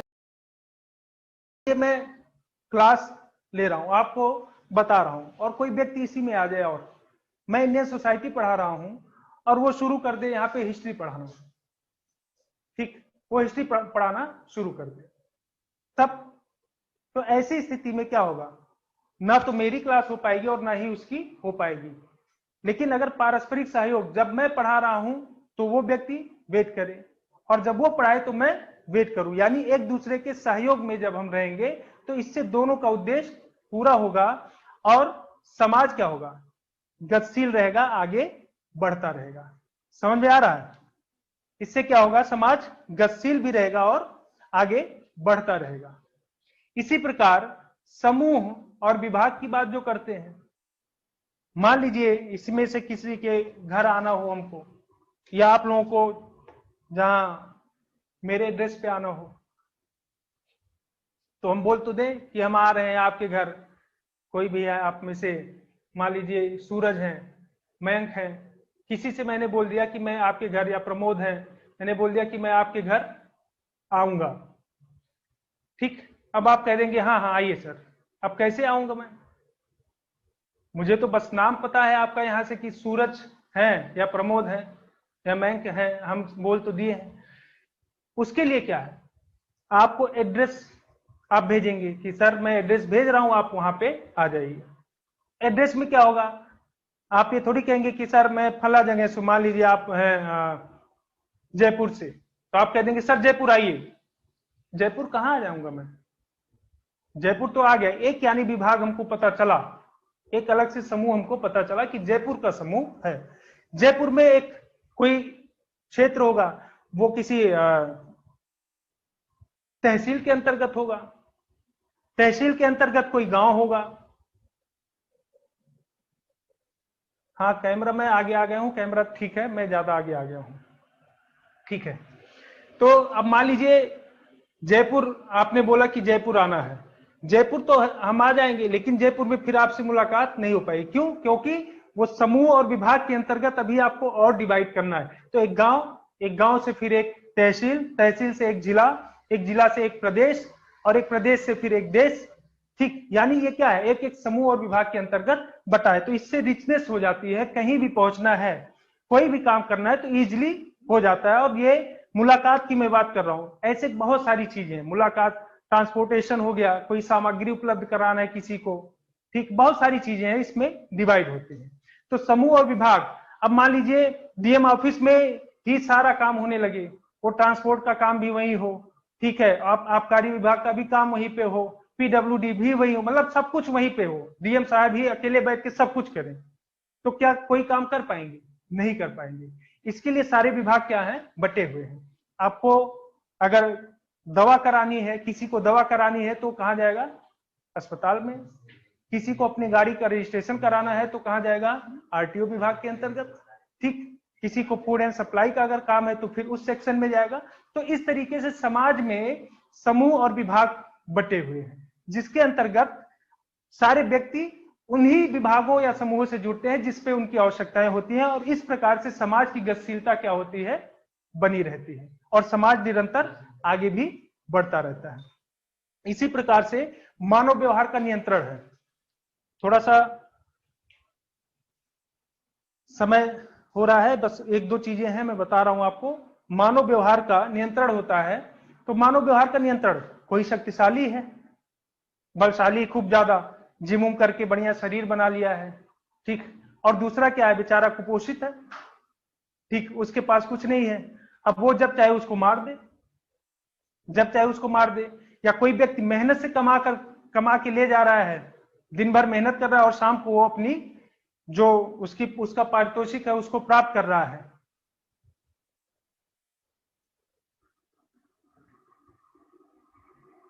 अच्छा, 9 बजे तक आपकी क्लासेस है, ठीक है। हाँ, तो अब मान लीजिए वो काम करके और शाम को दिन भर मेहनत किया, मेहनत करके और काम करके वो अपना पारितोषिक लेकर के जा रहा है, जो भी उसने दिन भर अर्जित किया उसको लेकर के जा रहा है, और कोई हट्टा कट्टा आदमी पहुंचा, 3 लोग मिल करके उसको घेर लिए और छीन लिए। तो हर समाज में कुछ व्यवस्थाएं होती हैं जिससे मानव के जो व्यवहार हैं वो नियंत्रित होते रहे और किसी के साथ कोई अन्याय न होने पाए।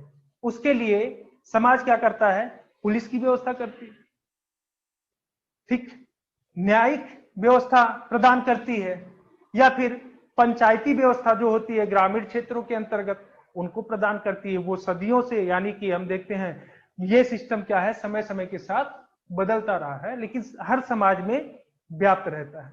हमारे यहाँ संवैधानिक व्यवस्था है, वैधानिक व्यवस्था है, और इसके साथ साथ कुछ अन्य व्यवस्थाएं हैं। तो न्यायिक व्यवस्थाएं पुलिस के माध्यम से नियंत्रण करना है। अब कोई किसी का कोई सामान छीनता है तो उसके लिए पुलिस में रिपोर्ट कराइए और वो उपलब्ध कराएगा, या फिर लोगों के मन में इस व्यवस्था को लेकर के एक डर रहता है जिससे इन चीजों का जो क्षेत्र है वो विस्तृत नहीं होने पाता है, ठीक है। और नियंत्रण होने की वजह से सामाजिक अपराध जो होते हैं वो नियंत्रित होते रहते हैं और समाज निरंतर आगे भी बढ़ता रहता है। अगर ये चीजें बढ़ जाएं, जहां भी मानव व्यवहार पर नियंत्रण की जो स्थिति होती है, अगर वो कंट्रोल ना हो पाए तो एनोमी की स्थिति हो जाती है, ठीक, एनोमी हो जाएगी, यानी कि बहुत ज्यादा अपराध बढ़ जाएगा। अपराध बढ़ जाएगा तो वो समाज क्या होगा, हो गया। अभी टाइम कहाँ हुआ, 7 से 9 आपकी क्लासेस हैं, तो अभी तो 8 बज रहा, अभी 1 घंटा बचा है, ठीक है। अब अगर अपराध बढ़ेगा तो फिर वो समाज क्या होगा, सोमालिया जैसे देशों के तरीके से पीछे हो जाएगा। वो चाहे भ्रष्टाचार हो, चाहे अपराध हो, लूट मार कुछ भी हो, तो उनकी स्थिति क्या होगी, उसी तरीके से कि कोई कमाने या करने या किसी सही रास्ते पे जाने की बात नहीं करेगा, बल्कि आपराधिक गतिविधियों में शामिल होते होते उस देश को पीछे कर दे, वो समाज सदा के लिए पीछे होता चला जाता है। तो समाज की गतिशीलता इसमें क्या होती है, टूट जाती है, ठीक। इसी प्रकार से समाज की विशेषता है स्वतंत्रता, फ्रीडम, जिसको हम लोग कहते हैं आजादी। देखिए, आजादी जो हम लोग पॉलिटी में देखते हैं या किस तरीके से फ्रीडम मीन्स क्या होता है, तो बहुत से लोग बोलते हैं कि आजाद हो जाना, किसी तरीके से हम कुछ भी करने के लिए स्वतंत्र हों, हमारे ऊपर कोई अंकुश ना हो, है ना। हम तो अंकुश ना होने का मतलब ये नहीं निरंकुश हो जाए। मूल रूप से कहते हैं आजादी वही, स्वतंत्रता वही है कि जिसमें हम अपने कार्यों को आसानी से तो करते हैं, लेकिन उसमें किसी अन्य की स्वतंत्रता जो होती है, वो आजादी जो होती है, वो भंग नहीं होती है ना। हम अपने कार्यों को तो आसानी से करते हैं।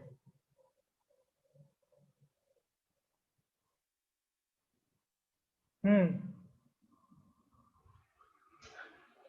हम अपने कार्यों को तो आसानी से करते हैं, लेकिन उसमें किसी अन्य के कार्यों को या उसकी आजादी में कोई बाधा उत्पन्न जब नहीं करते हैं, तो मूल रूप से आजादी या स्वतंत्रता वही होती है।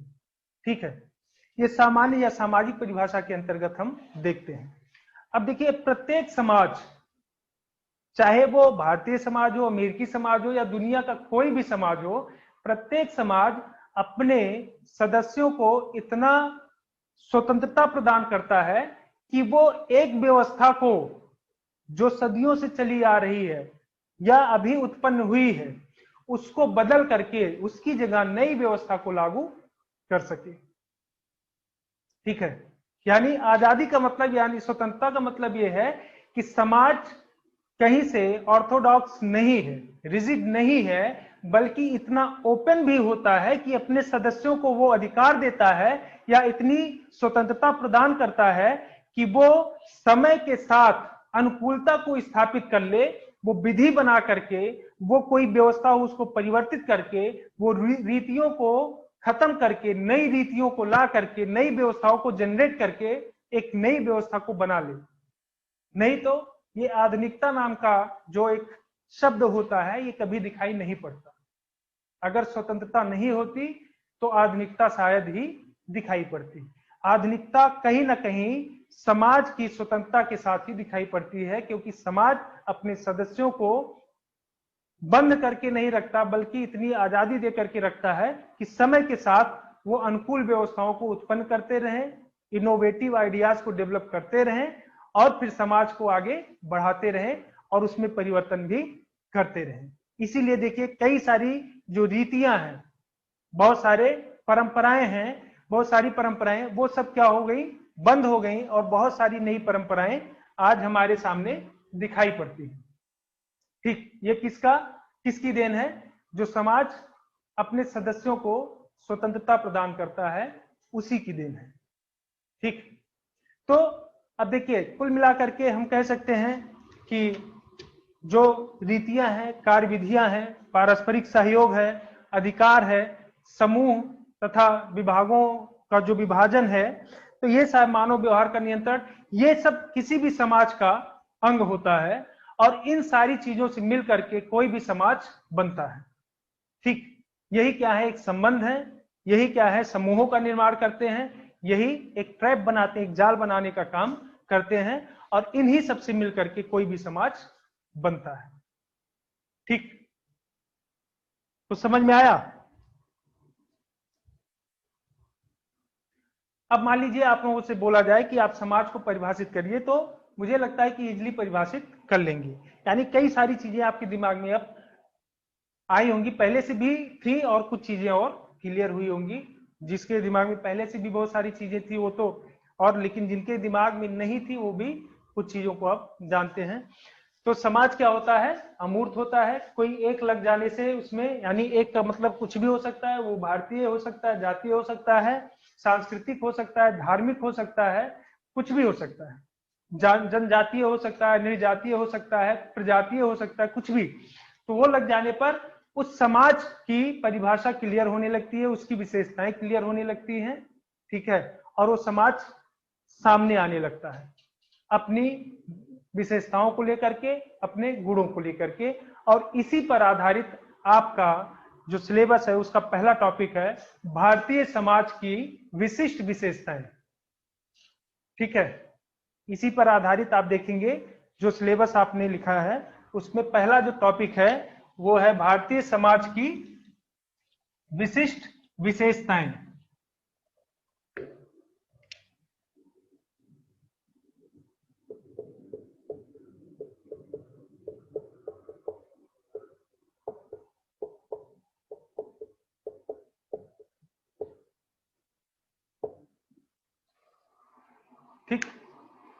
भारतीय समाज की विशिष्ट विशेषताएं, ये आपके सिलेबस का पहला टॉपिक है। किसी भी समाज की विशेषताएं जो आपने नोट किया, आपने देखा, रीतियां, कार्य विधियां, सारी चीजें होती हैं, वो हर समाज में व्याप्त होती हैं। अब हम लोग जब बात करते हैं भारतीय समाज की, थोड़ा पानी ले आना था, भारतीय समाज की, तो भारतीय समाज अन्य समाजों से अलग कैसे है? ये तो सारे समाज की बात होगी कि जिसमें कार्य विधियां भी होंगी, रीतियां भी होंगी, समूह विभाग भी होंगे, स्वतंत्रता भी होगा, ठीक है, मानव व्यवहार का नियंत्रण भी होगा। तो भारतीय समाज में भी अगर वही चीजें हैं तो फिर विशिष्ट विशेषताएं क्या हैं? विविधता बहुत है। दिव्या, वेरी गुड, विविधताएं बहुत है। तो आपका नेक्स्ट टॉपिक जो है, देखिए सिलेबस का दूसरा टॉपिक जो है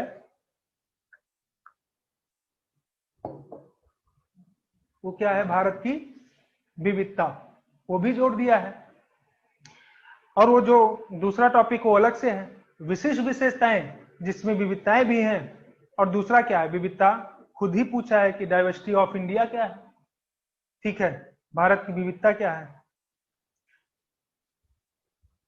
ट्रेडिशंस, ठीक, गुड, ठीक है। थोड़ा आप लोग बताइए, मैं देख रहा हूं। कास्ट सिस्टम, अनेकता में एकता, सेकुलर है, और सेकुलर तो बहुत सारे देश हैं, ठीक है। भारतीय समाज का कल्चर, ठीक है, संस्कृति यहाँ की, और अस्मिता, कल्चर, ठीक है, पुरुषार्थ की अवधारणा, ठीक है, वेरी गुड। बायोडाइवर्सिटी, नहीं नहीं, बहुत सारे देशों में है।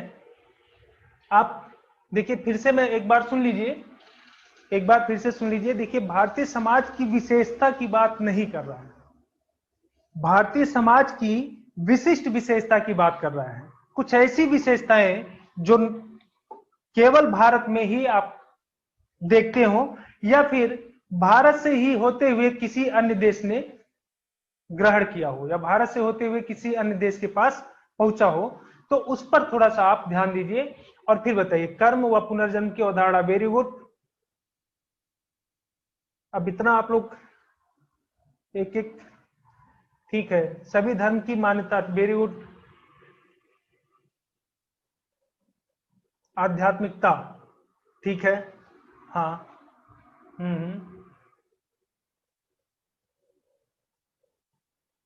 ठीक, नहीं नहीं, बहुत सारी चीजें इसमें जैसे बता रहे हैं कि कुछ लोग बता रहे हैं जो भौगोलिक स्थितियां हैं, ठीक है, भौगोलिक स्थितियां हर देश की अलग अलग हैं और वो अपने आप में विशिष्ट विशेषता है, लेकिन भारत की अलग विशेषताएं हैं। विशिष्ट विशेषता, फिर से एक बार मैं बोल रहा हूं कि ऐसी विशेषता जो केवल भारत में पाई जाती हो, या फिर भारत ही उसका जन्मदाता हो। अगर कहीं और दुनिया के किसी कोने में उसको देखा जा रहा है तो उसकी उत्पत्ति भारत से ही दिखाई पड़ती हो। ऐसी चीजों को अगर हम लोग देखते हैं, हाँ, वर्णाश्रम की विशेषता, संस्कार, ठीक है, ठीक, लगभग लोग इसमें बता रहे हैं कुछ, हाँ, टॉलरेंस की स्थिति, सहिष्णुता, योगा, ठीक, योगा भी जोड़ सकते हैं हम लोग। आज पूरा विश्व योगा, अभी आपने देखा कि San France, sorry, Los Angeles में योगा विश्वविद्यालय भी बन रहा है, ठीक है, स्वामी विवेकानंद के नाम पर। तो ये सारी चीजें कहीं ना कहीं भारत से ही अपनाई गई हैं, ठीक, ठीक, joint family, very good. Democracy नहीं, डेमोक्रेसी केवल भारत में ही नहीं है, ठीक है, डेमोक्रेसी का स्वरूप भारत ने भी अगर कहा जाए तो बाहर से ही अपनाया है, तो डेमोक्रेसी नहीं होगा। योग एंड मैरिज, ठीक है, मैरिज, हाँ, ठीक है, धर्म क्या है, ठीक है, लगभग कई लोगों ने सही बताया है। तो इसमें आप लोग देखिए कि, हाँ, ठीक है, ठीक, सांस्कृतिक विविधता सब ठीक है, ठीक। अब देखिए, बहुत सारी चीजें हैं इसमें से, आप लोगों ने बहुत सारी चीजों को बताया भी, एक एक करके पहले लिख लीजिए विशिष्ट विशेषताएं क्या हैं, एक एक करके आप लोग लिख लीजिए, फिर उसको हम लोग डिराइव करते हुए। अब यहां से आपका सिलेबस स्टार्ट होता है। अभी तक जो आपने देखा वो इसका बेस था, उससे संबंधित चीजें थी जिनका कहीं ना कहीं उपयोग आपको आगे मिलता रहेगा। ये सारी बेस थी आपके इस सब्जेक्ट की। अब यहां से आपका जो सिलेबस है उसका पोर्शन स्टार्ट होता है, जहां से क्वेश्चनिंग होगी, जहां से क्वेश्चन पूछे जाते हैं। वॉइस क्लियर नहीं है हर्ष कुमार, और किसी को वॉइस में प्रॉब्लम? क्लियर है? दिव्या एंड दीपक शर्मा सब बोल रहे हैं क्लियर है। हर्ष जी आप अपना माइक चेक करिए, अपना ईयरफोन चेक करिए, या फिर हाँ, लगभग लोग क्लियर बता रहे हैं। All is well, very good, ठीक, ऑल क्लियर। तो आप हर्ष जी थोड़ा अपना सिस्टम आप देख लीजिए एक बार। ठीक, चलिए आ जाइए अभी। अब देखिए, जो अब हम लोग शुरू करेंगे, क्वेश्चन यहां से पूछता है, और मैं आपको टॉपिक के साथ जो क्वेश्चन है जो पूछे गए हैं उसको भी डिस्कस करता हुआ चलूंगा। ठीक है, आप लोग क्वेश्चन की कौन सा क्वेश्चन इससे रिलेटेड पूछा गया है, किस टॉपिक से रिलेटेड कौन सा क्वेश्चन पूछा गया है, इन चीजों को भी मैं आपको साथ ही साथ क्लियर करता हुआ चलूंगा। ठीक, एक एक करके पहले इसकी कुछ विशिष्ट विशेषताएं हैं उसको लिख लीजिए, फिर हम डिराइव उसको करवाएंगे। पहले आप उसको पॉइंट में नोट कर लीजिए। पहला लिखिए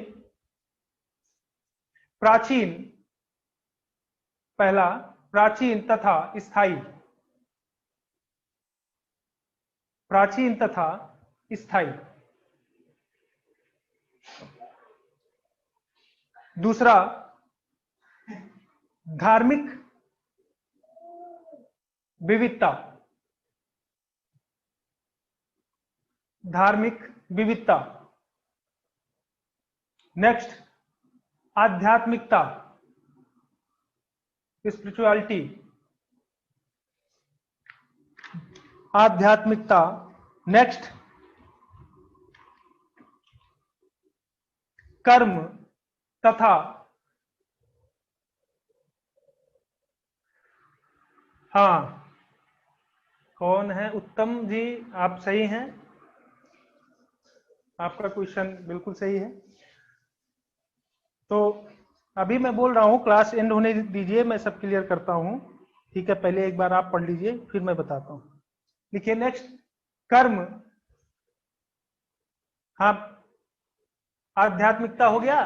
आध्यात्मिकता के बाद लिखिए कर्म एवं पुनर्जन्म की अवधारणा,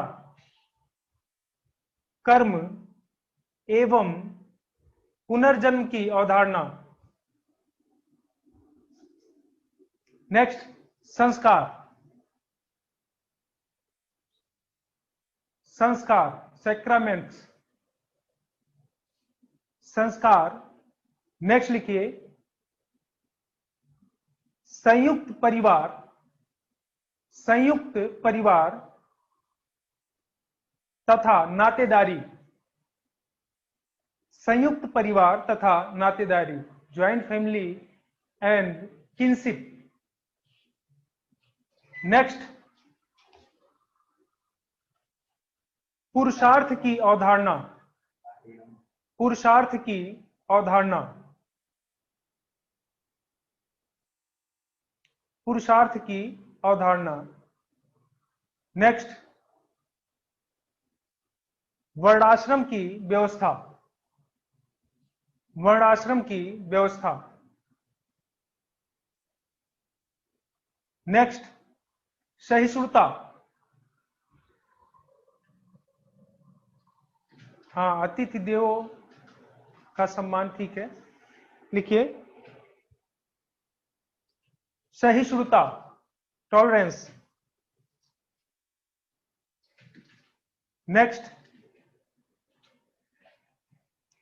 अनुकूलनशीलता, सहिष्णुता और अनुकूलनशीलता को हम लोग कई जगह एक ही देख लेते हैं बट अलग अलग हैं, तो अलग अलग करके लिख लीजिए सहिष्णुता, इसके बाद अनुकूलनशीलता। ठीक, इसके अलावा जो सारी चीजें हैं कहीं ना कहीं इसी के अंतर्गत आ जाती हैं, वो चाहे आध्यात्मिकता का पाठ हो, क्या है, नम्रता। नम्रता भी हम कह सकते हैं अनुकूलनशीलता के अंतर्गत ही आ जाता है, या सहिष्णुता का ही पार्ट है नम्रता। ठीक है, उसको हम सिनोनिम्स के रूप में देख सकते हैं अलग अलग। तो ये जो आपने शब्दों को देखा, ये लगभग यही इतने हैं। बाकी आप देख सकते हैं पितृसत्तात्मक व्यवस्था, लेकिन दुनिया का सारा जो समाज है लगभग जब हम उसमें देखते हैं तो पितृसत्तात्मक व्यवस्थाएं ही पाई जाती हैं, तो उसको भी हम विशिष्ट विशेषता नहीं कहेंगे। ठीक है, और विशाल जन समूह भी कह सकते हैं, क्योंकि भारत का जो विशाल जन समूह है इससे ज्यादा एक ही देश का दिखाई पड़ता है, तो विशाल जन समूह भी इसकी विशिष्ट विशेषता हो सकती है। बट ये सारी चीजें आप चाहे तो इंक्लूड कर लीजिए या फिर छोड़ दीजिए, बट जो इसके पहले आप लिखे हैं ये विशिष्ट विशेषताएं भारतीय समाज की ही दिखाई पड़ती है। ठीक है, अब एक एक करके हम लोग देखते हैं। पहला हेडिंग डाल लीजिए आप लोग, प्राचीन एवं स्थायी। प्राचीन एवं स्थायी।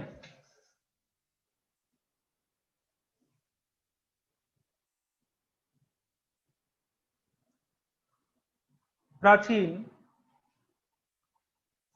एवं स्थायी, इसका मतलब क्या है प्राचीन तथा स्थायी का? देखिए, जब हम भारतीय समाज के उत्पत्ति की बात करते हैं तो चाहे वो श्यामाचरण दुबे हो, चाहे बीएस गुहा की पुस्तक हो, चाहे राम आहूजा की हो, या जिन्होंने भी भारतीय समाज का विश्लेषण किया है, एमएन श्रीनिवास हो गए, घुर्रे हो गए, जो भी हैं, ठीक है, जिन्होंने भारतीय समाज का अध्ययन किया है, तो इन सबके व्यू से यही लगता है, और जहां भी हम हिस्टोरिकल व्यू पढ़ते हैं तो लगभग 5000 वर्ष पुराना भारतीय समाज का इतिहास दिखाई पड़ता है। यानी इसकी उत्पत्ति लगभग 5000 वर्ष पहले हुई है। ठीक, 5000 वर्षों पुराना इतिहास है भारत का। तो प्राचीनता यानी कि 5000 वर्ष पहले की जो व्यवस्था रही है वो कहीं ना कहीं स्थायी रूप में आज भी हमारे इस आधुनिक समाज का अंग दिखाई पड़ती है। यानी उस प्राचीनता को स्थायित्व प्रदान करने का काम भारतीय समाज आज भी कर रहा है। ये अपने आप में एक बड़ी विशेषता है। वहीं हम देखते हैं बेबीलोन, सीरिया, मिस्र, ठीक है, इन लोगों की जो सभ्यताएं थी वो वर्ल्ड फेमस थी। एक समय हम लोग सुनते हैं हिस्ट्री में, हम लोग पढ़ते हैं हिस्ट्री में, मिस्र की सभ्यता, तो मिस्र की सभ्यता जो थी वो कहां गई आज? बेबीलोन की जो सभ्यता वो आज कहां गई? ठीक, जो सीरियाई सभ्यता थी वो आज कहां है? क्या वो सभ्यताएं आज उनके समाज में जागृत दिखाई पड़ती हैं? क्या वो स्थायित्व में हैं? क्या वैसे ही बनी हुई हैं, या उनका अंग कहीं ना कहीं एक मात्रात्मक रूप में दिखाई पड़ता है? तब उत्तर मिलता है कि आज उनकी जो स्थायित्व है, वो प्राचीनता जो उनके समाज में व्याप्त थी, उनका स्थायित्व आज समाप्त हो चुका है, और एक नई व्यवस्था के अंतर्गत वो अपने आप को ढाल चुके हैं, अपने आप को बदल चुके हैं।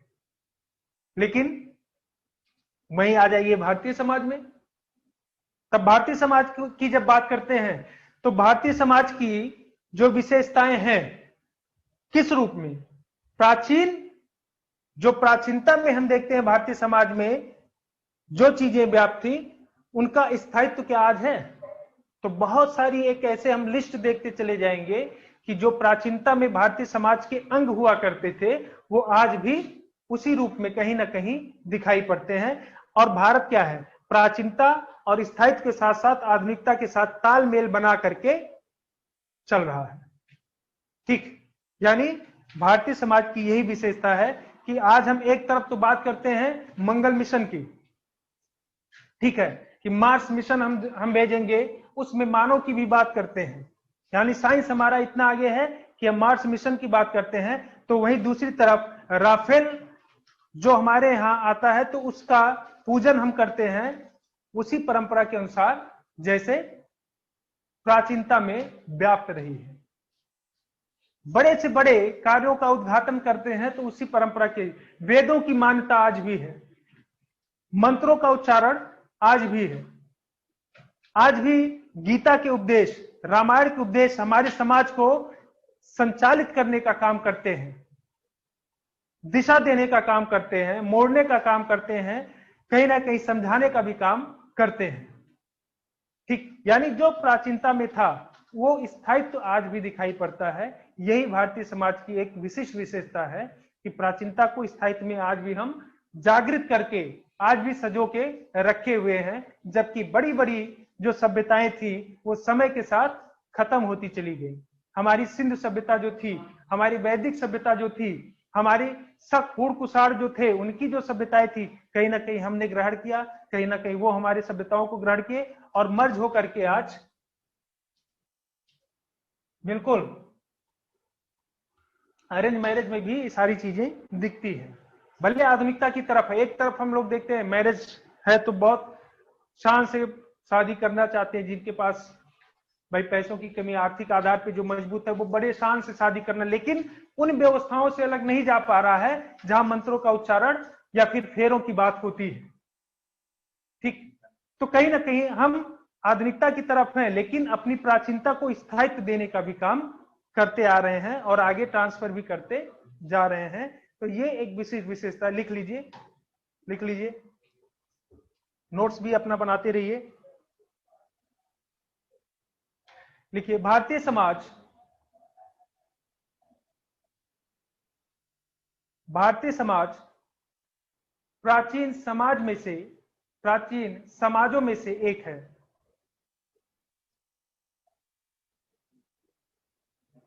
विभिन्न विभिन्न प्राचीन विभिन्न प्राचीन वैश्विक संस्कृति, विभिन्न प्राचीन वैश्विक संस्कृति जैसे रोम, जैसे रोम, सीरिया, बेबीलोन, रोम, सीरिया,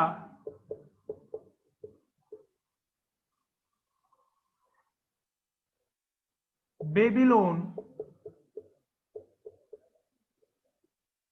मिस्र, मिस्र आदि आदि आज अपना प्राचीन अस्तित्व, आज अपना प्राचीन अस्तित्व खो चुके हैं, प्राचीन अस्तित्व खो चुके हैं। जबकि जबकि भारतीय समाज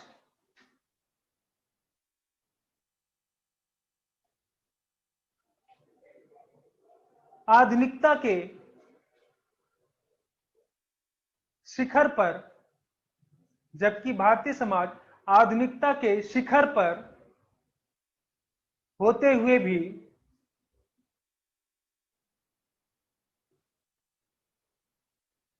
आधुनिकता के शिखर पर होते हुए भी अपनी प्राचीनता को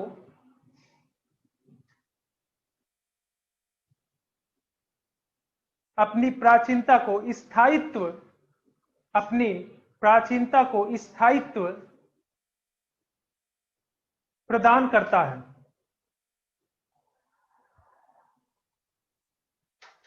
आज भी वेद मंत्रों के उच्चारण की मान्यता, आज भी वेद मंत्रों के उच्चारण की मान्यता रामायण के उपदेश,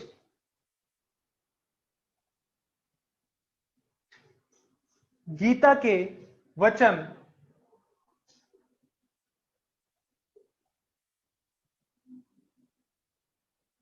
गौतम बुद्ध की शिक्षाएं, गौतम बुद्ध की शिक्षाएं भारतीय समाज को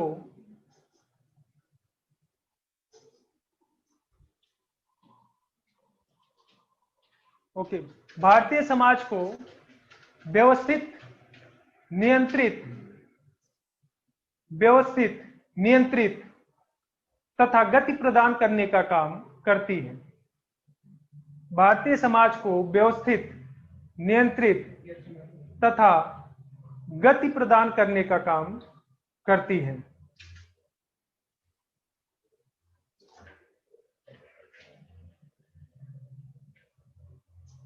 ठीक। दूसरा है धार्मिक विशेषता। तो धार्मिक विशेषता लगभग आप जानते ही हैं, बचपन से लोग पढ़ते आए हैं आप लोग। धार्मिक विशेषता हिंदू, मुस्लिम, सिख, ईसाई, बौद्ध, जैन, यहूदी, पारसी, ये सारी जो विशेषताएं, विविधताएं हैं भारतीय समाज में, ये अपने आप में एक विशिष्ट विशेषता है कि इतने धर्मों का अस्तित्व एक साथ, और एक दूसरे के साथ लोगों का जो व्यवहार है यानी सहिष्णुता, एक दूसरे के साथ जो सहयोग की भावना, एक दूसरे के जो सुख दुख में भागीदार होने की भावना, ये सारी चीजें। ठीक है, फास्ट लिखवाते हैं।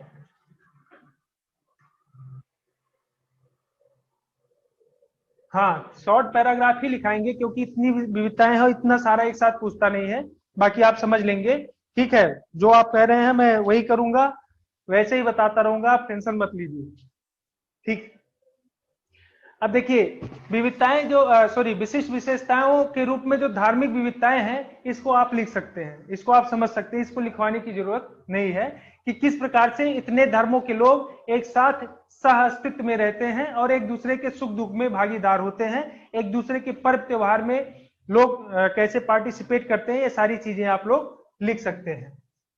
पॉइंट में इसको लिखा रहा हूं, जो मैं बोल रहा हूं इसी को पॉइंट में आप लिख लीजिए कि कैसे एक दूसरे के सुख दुख में भागीदार होते हैं, कैसे एक दूसरे से जुड़े हुए हैं, इतनी विविधताओं के बावजूद भी एक समाज में किस तरीके से लोग रहते हैं। ये इसमें आपको पॉजिटिविटी लिखनी है, इसको ध्यान रखिएगा।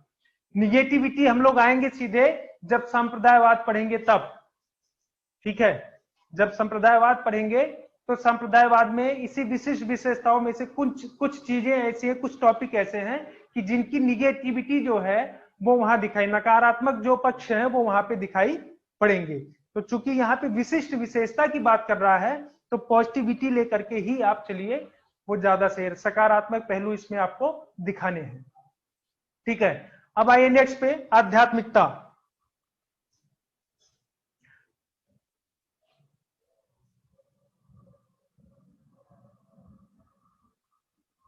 थैंक यू दीपक शर्मा जी, बहुत बहुत धन्यवाद।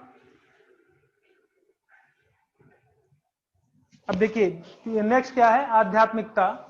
आध्यात्मिकता हम लोग सुनते हैं, आखिर आध्यात्मिकता जब हम बात करते हैं तो सबसे पहले लोगों के दिमाग में आता क्या है, आध्यात्मिकता धर्म से जुड़ता है।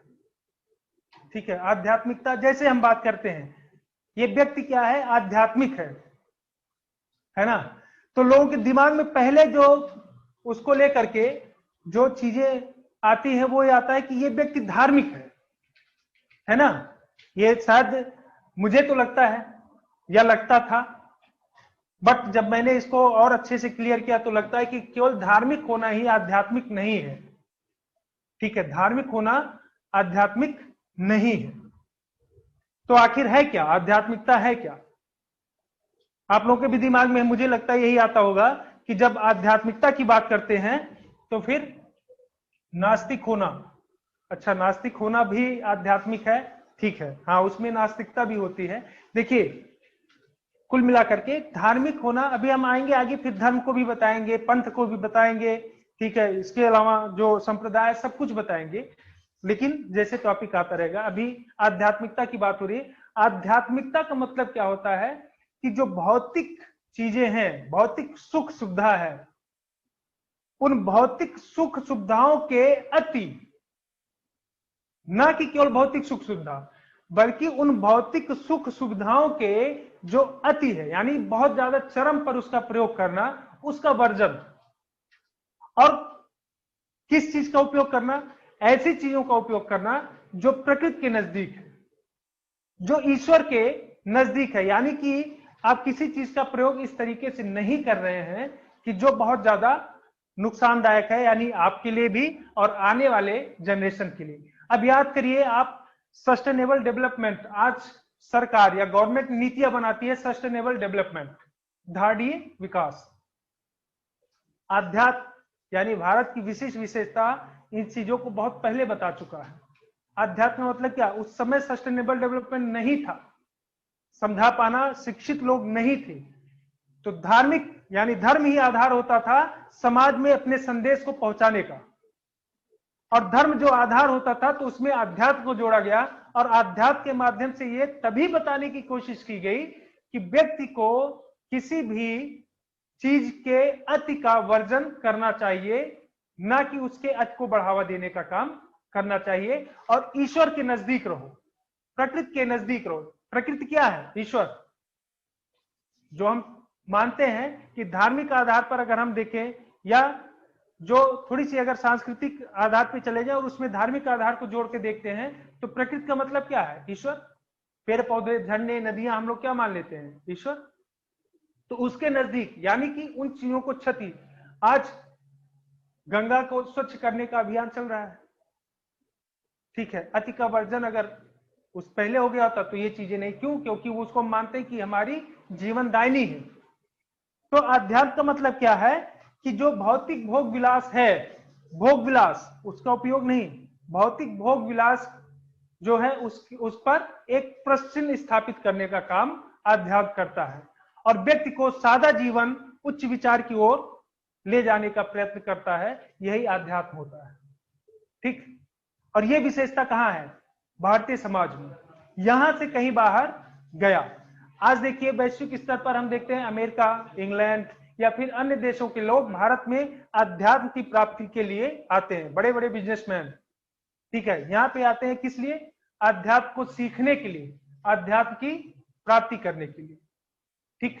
तो ये भारतीय समाज में बहुत पहले व्याप्त था, आज भी उस चीज को बना करके रखे हैं, और आज भी अध्यात्म को बढ़ावा दिया जाता है। ये विशेषता भारत से ही कोई देश सीखा है, ना कि भारत कहीं से सीखा है। हाँ, लैंड ऑफ गॉड बोला जाता है, बिल्कुल नीतीश जी बिल्कुल सही कह रहे हैं, लैंड ऑफ गॉड भारत को बोला जाता है, देवताओं का ये स्थल है, विशेष रूप से उत्तराखंड को भी कहा जाता है लैंड ऑफ गॉड, ठीक। तो ऐसी स्थिति लिख लीजिए, आध्यात्मिकता को लिख लीजिए। भारतीय समाज में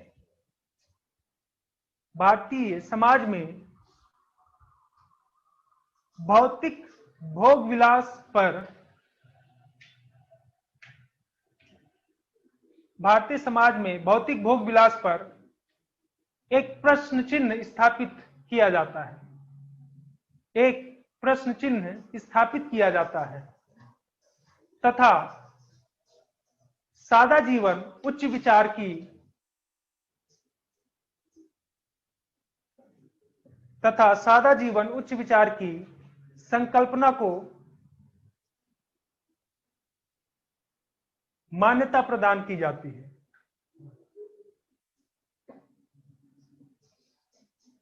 आध्यात्म मानता है कि, अध्यात्म मानता है कि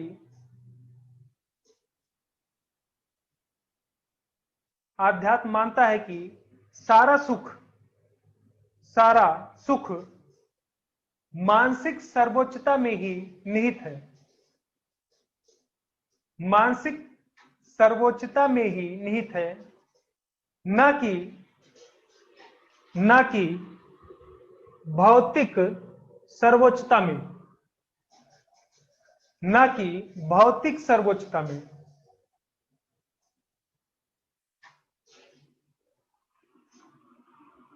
ठीक, नेक्स्ट, कर्म तथा पुनर्जन्म, नेक्स्ट हेडिंग डालिए, कर्म तथा पुनर्जन्म की अवधारणा या विचार, कर्म तथा पुनर्जन्म की अवधारणा या विचार।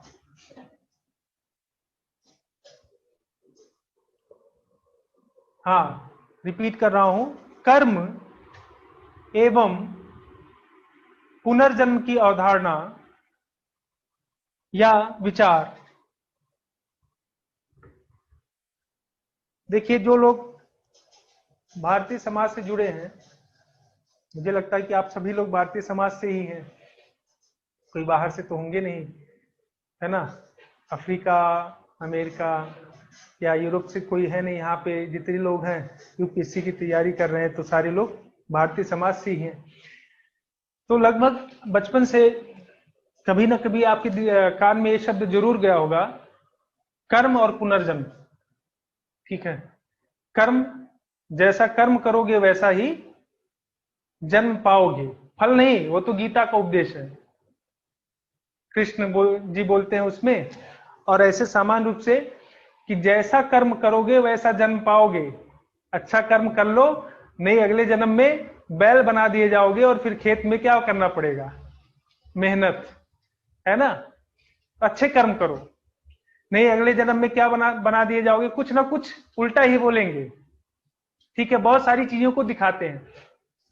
देखिए, कर्म और पुनर्जन्म अगर आज के जमाने में देखा जाए तो जैसे जैसे साइंस डेवलप होता गया, है ना, साइंस डेवलप होता गया, तो कहीं ना कहीं धार्मिक मान्यताएं जो थी उनके कुछ पक्ष कमजोर होते गए, क्योंकि साइंटिफिक रीजन जो था उसने प्रूव किया, लोगों के सामने उसकी प्रासंगिकता को उठा करके रख दिया।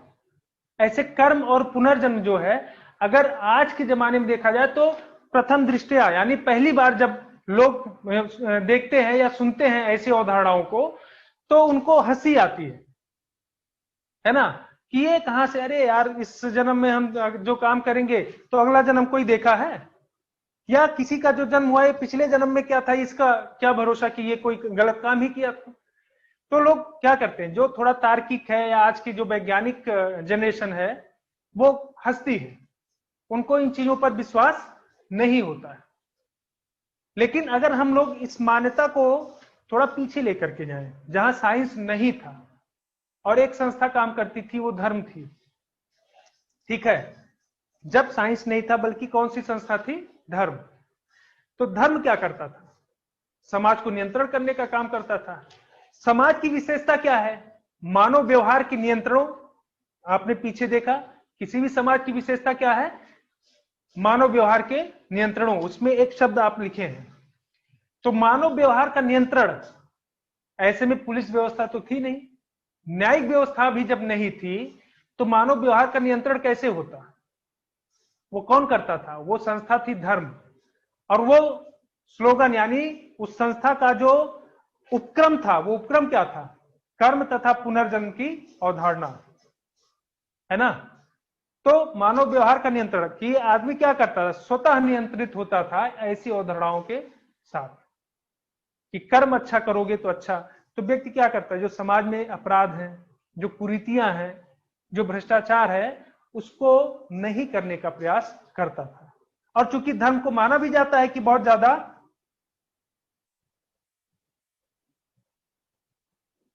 अब इतना बड़ा बड़ा आप लोग लिख देंगे, दूर से दिखाई नहीं पड़ रहा है, ठीक है, समझ में आ रहा है। लेकिन फिर भी उन अवधारणाओं को आज भी, भले हम साइंटिफिक क्षेत्र में आगे बढ़ते चले गए हैं, आज बड़ी बड़ी चीजें हमारे सामने हैं, बड़े आविष्कार हमारे सामने हैं, लेकिन फिर भी समाज में कर्म तथा पुनर्जन्म की अवधारणाओं को आज भी लेकर के चलते हैं, कि कर्म अगर अच्छा करोगे तो अगला जन्म अच्छा होगा, या किसी का आज अगर कोई नुकसान हो रहा है या उसकी स्थिति अच्छी नहीं है, या फिर बहुत से लोग ये भी कहते हैं कि पीटी नहीं हुआ, मेंस नहीं हुआ या सिलेक्शन नहीं हुआ, तो उसको भी वहां से जोड़ देते हैं कि अरे यार हो सकता है पिछले, इस जन्म का नहीं, पिछले जन्म में कोई कर्म ऐसा किए रहे होंगे कि इस जन्म में आईएएस नहीं बन पाए, इस जन्म में अच्छा कर लेंगे, अगले जन्म में आईएएस बनेंगे। तो ऐसी अवधारणाओं को कहीं ना कहीं व्यक्ति अपने कर्मों के साथ जोड़ लेता है। तो ये प्राचीन अवस्था से चलती चली आ रही है, आज भी है, और शायद ही भारतीय समाज से ही कहीं समाज में ये गया हो, किसी समाज में। ठीक है, तो देखने में या सुनने में, इसको सुनने में तो थोड़ी सी लोगों को हंसी लगती है, लेकिन अगर इसकी मूल अवस्था में जाए, इसके उत्पत्ति पे अगर हम एक बार हम लोग ध्यान दें, तो कहीं ना कहीं मानव व्यवहार के नियंत्रण के लिए बहुत बड़ी संस्था के रूप में काम करता था। ठीक है, तो यूपीएससी क्वेश्चन कैसे पूछती है, यूपीएससी क्वेश्चन पूछ सकती है कि भारत की विशिष्ट विशेषता के रूप में कर्म तथा पुनर्जन्म की अवधारणा क्या मानव व्यवहारों को नियंत्रित करने का काम करती है? ठीक, क्या मानव व्यवहारों को नियंत्रित करने का काम करती है? अब लोगों को लगेगा कि कर्म पुनर्जन्म की अवधारणा मानव व्यवहार को नियंत्रण करने का काम करती है, ये क्वेश्चन पूछ सकती है। डायरेक्ट नहीं पूछेगा, कहीं ना कहीं शब्दों का थोड़ा सा हेरा फेरी करता है, लेकिन थोड़ा सा अगर आप दिमाग लगाते हैं तो सारी चीजें आपके सामने स्पष्ट हो जाती है। कर्म और पुनर्जन्म को उठा लीजिए, मानव व्यवहार के नियंत्रण को उठा लीजिए, दोनों को मर्ज कर दीजिए, 150 शब्द में लिख के चले आइए। ठीक, तो क्वेश्चन कैसे बनाता है? ऐसे फिलहाल अभी किसी पर्टिकुलर सहिष्णुता को लेकर के क्वेश्चन पूछा है, अभी सहिष्णुता आता है तो मैं आपको बताऊंगा। ठीक है, लिखिए, भारतीय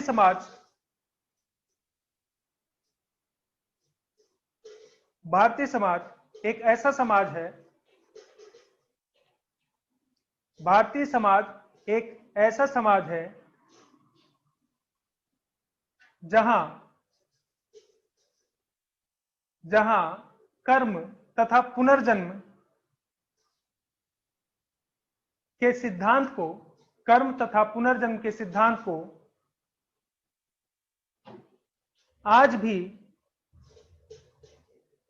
भी अत्यधिक महत्व प्रदान किया जाता है। आज भी अत्यधिक महत्व प्रदान किया जाता है। इसकी प्रधानता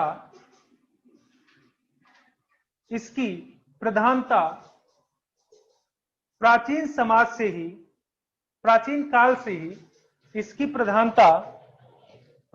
काल से ही व्याप्त रही है।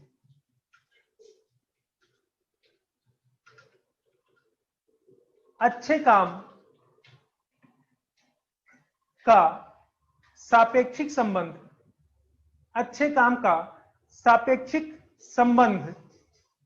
उच्च योनि में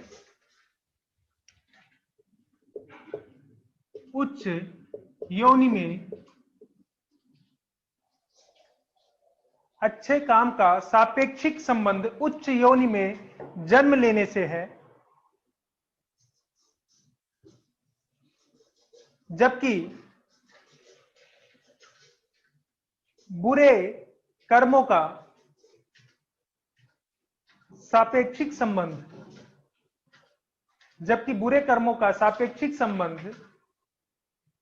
निम्न योनि में जन्म प्राप्त करने से है, जहां उच्च तथा निम्न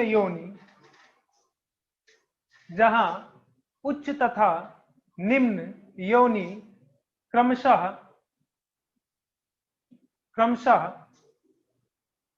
सुख एवं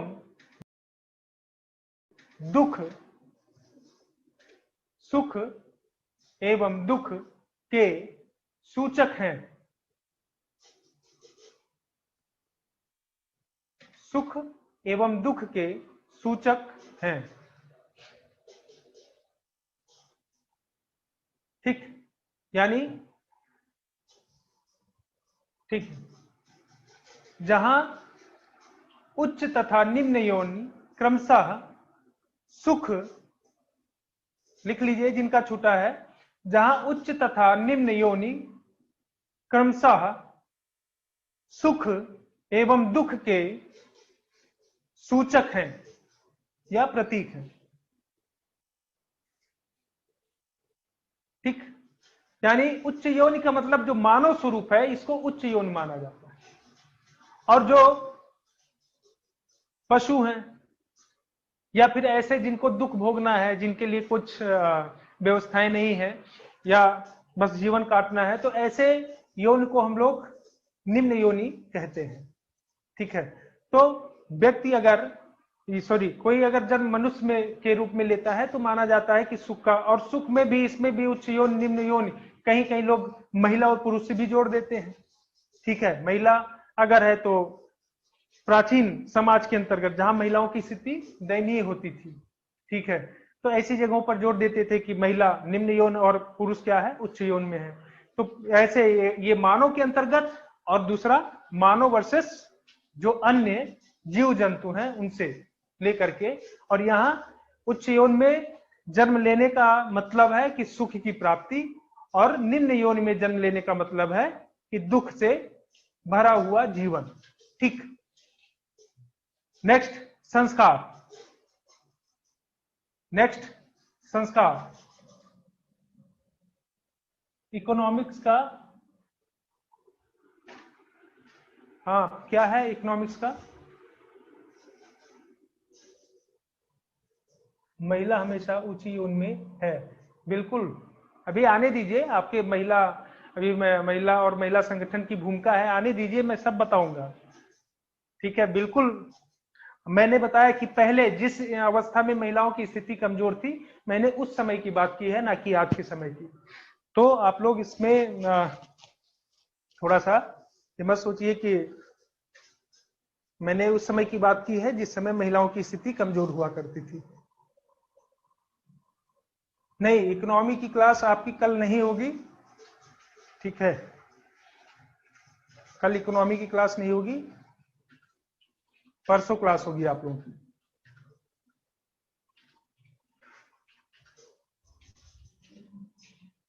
वक्त हो गया, वक्त के बड़े पाबंद हैं आप लोग।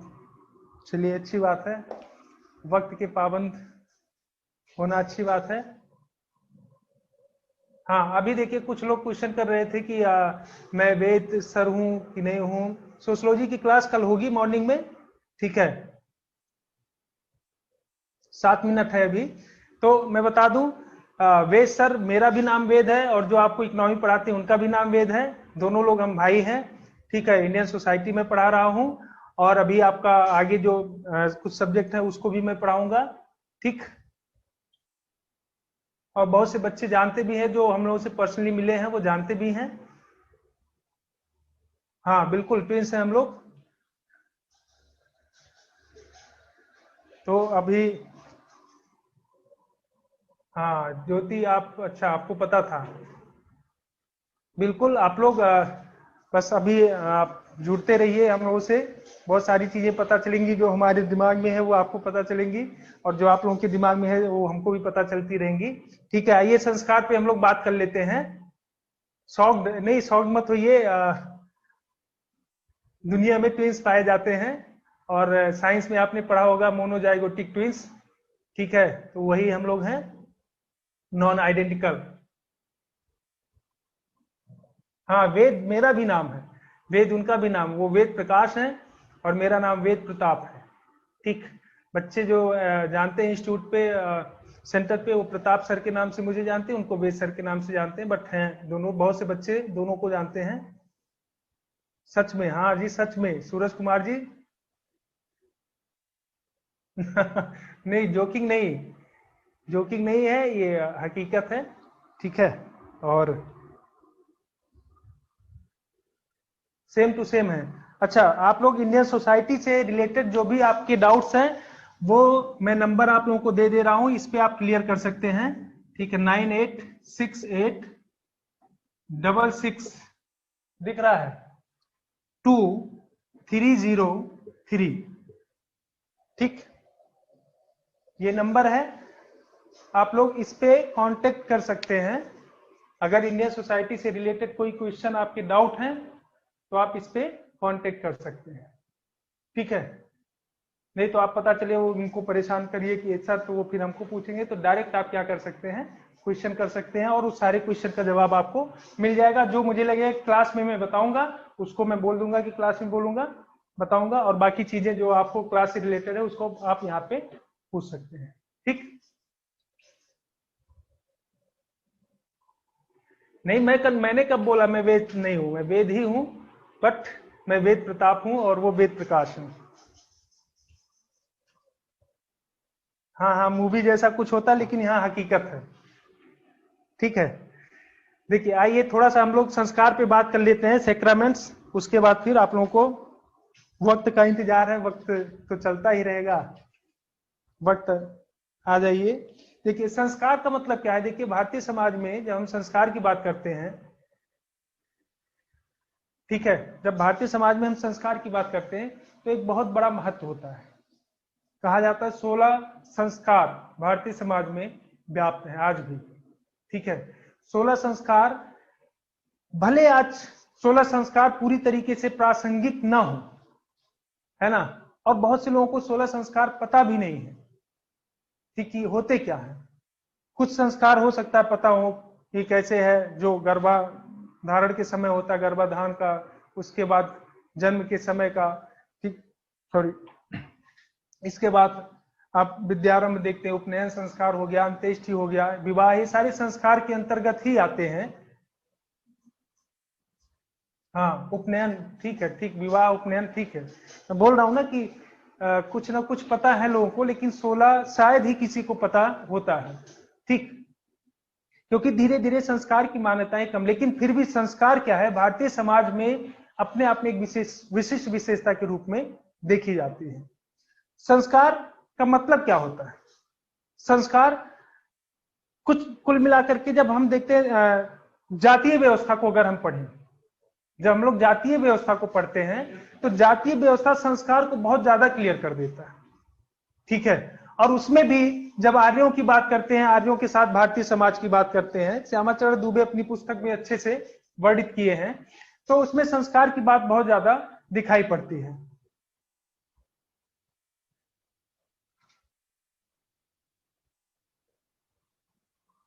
ठीक ठीक ठीक, कुछ कुछ मेन जो वर्ड है उसके मीनिंग जो इंग्लिश में होते हैं, मतलब शब्द को, उसको इंग्लिश में बोर्ड पे लिख दिया करूं, बिल्कुल लिख दिया करूंगा। अब आपकी बात हम तक पहुंच गई है तो अब इसका ध्यान रखा जाएगा। Time is over. अच्छा चलिए डॉली जी, टाइम इज ओवर, तो टाइम बंद करते हैं। ठीक है, आप लोग जितना मैं बताया हूं इसको कोशिश करिएगा, पढ़िएगा, और कोई डाउट होता है तो आप मैसेज कर सकते हैं या पूछ सकते हैं। ठीक है, फिर हम लोग कल मिलेंगे एक नई एनर्जी के साथ और संस्कार के साथ बात करेंगे। ठीक, बंद करो दीपांशु। ठीक है, चलिए, good night to all of you.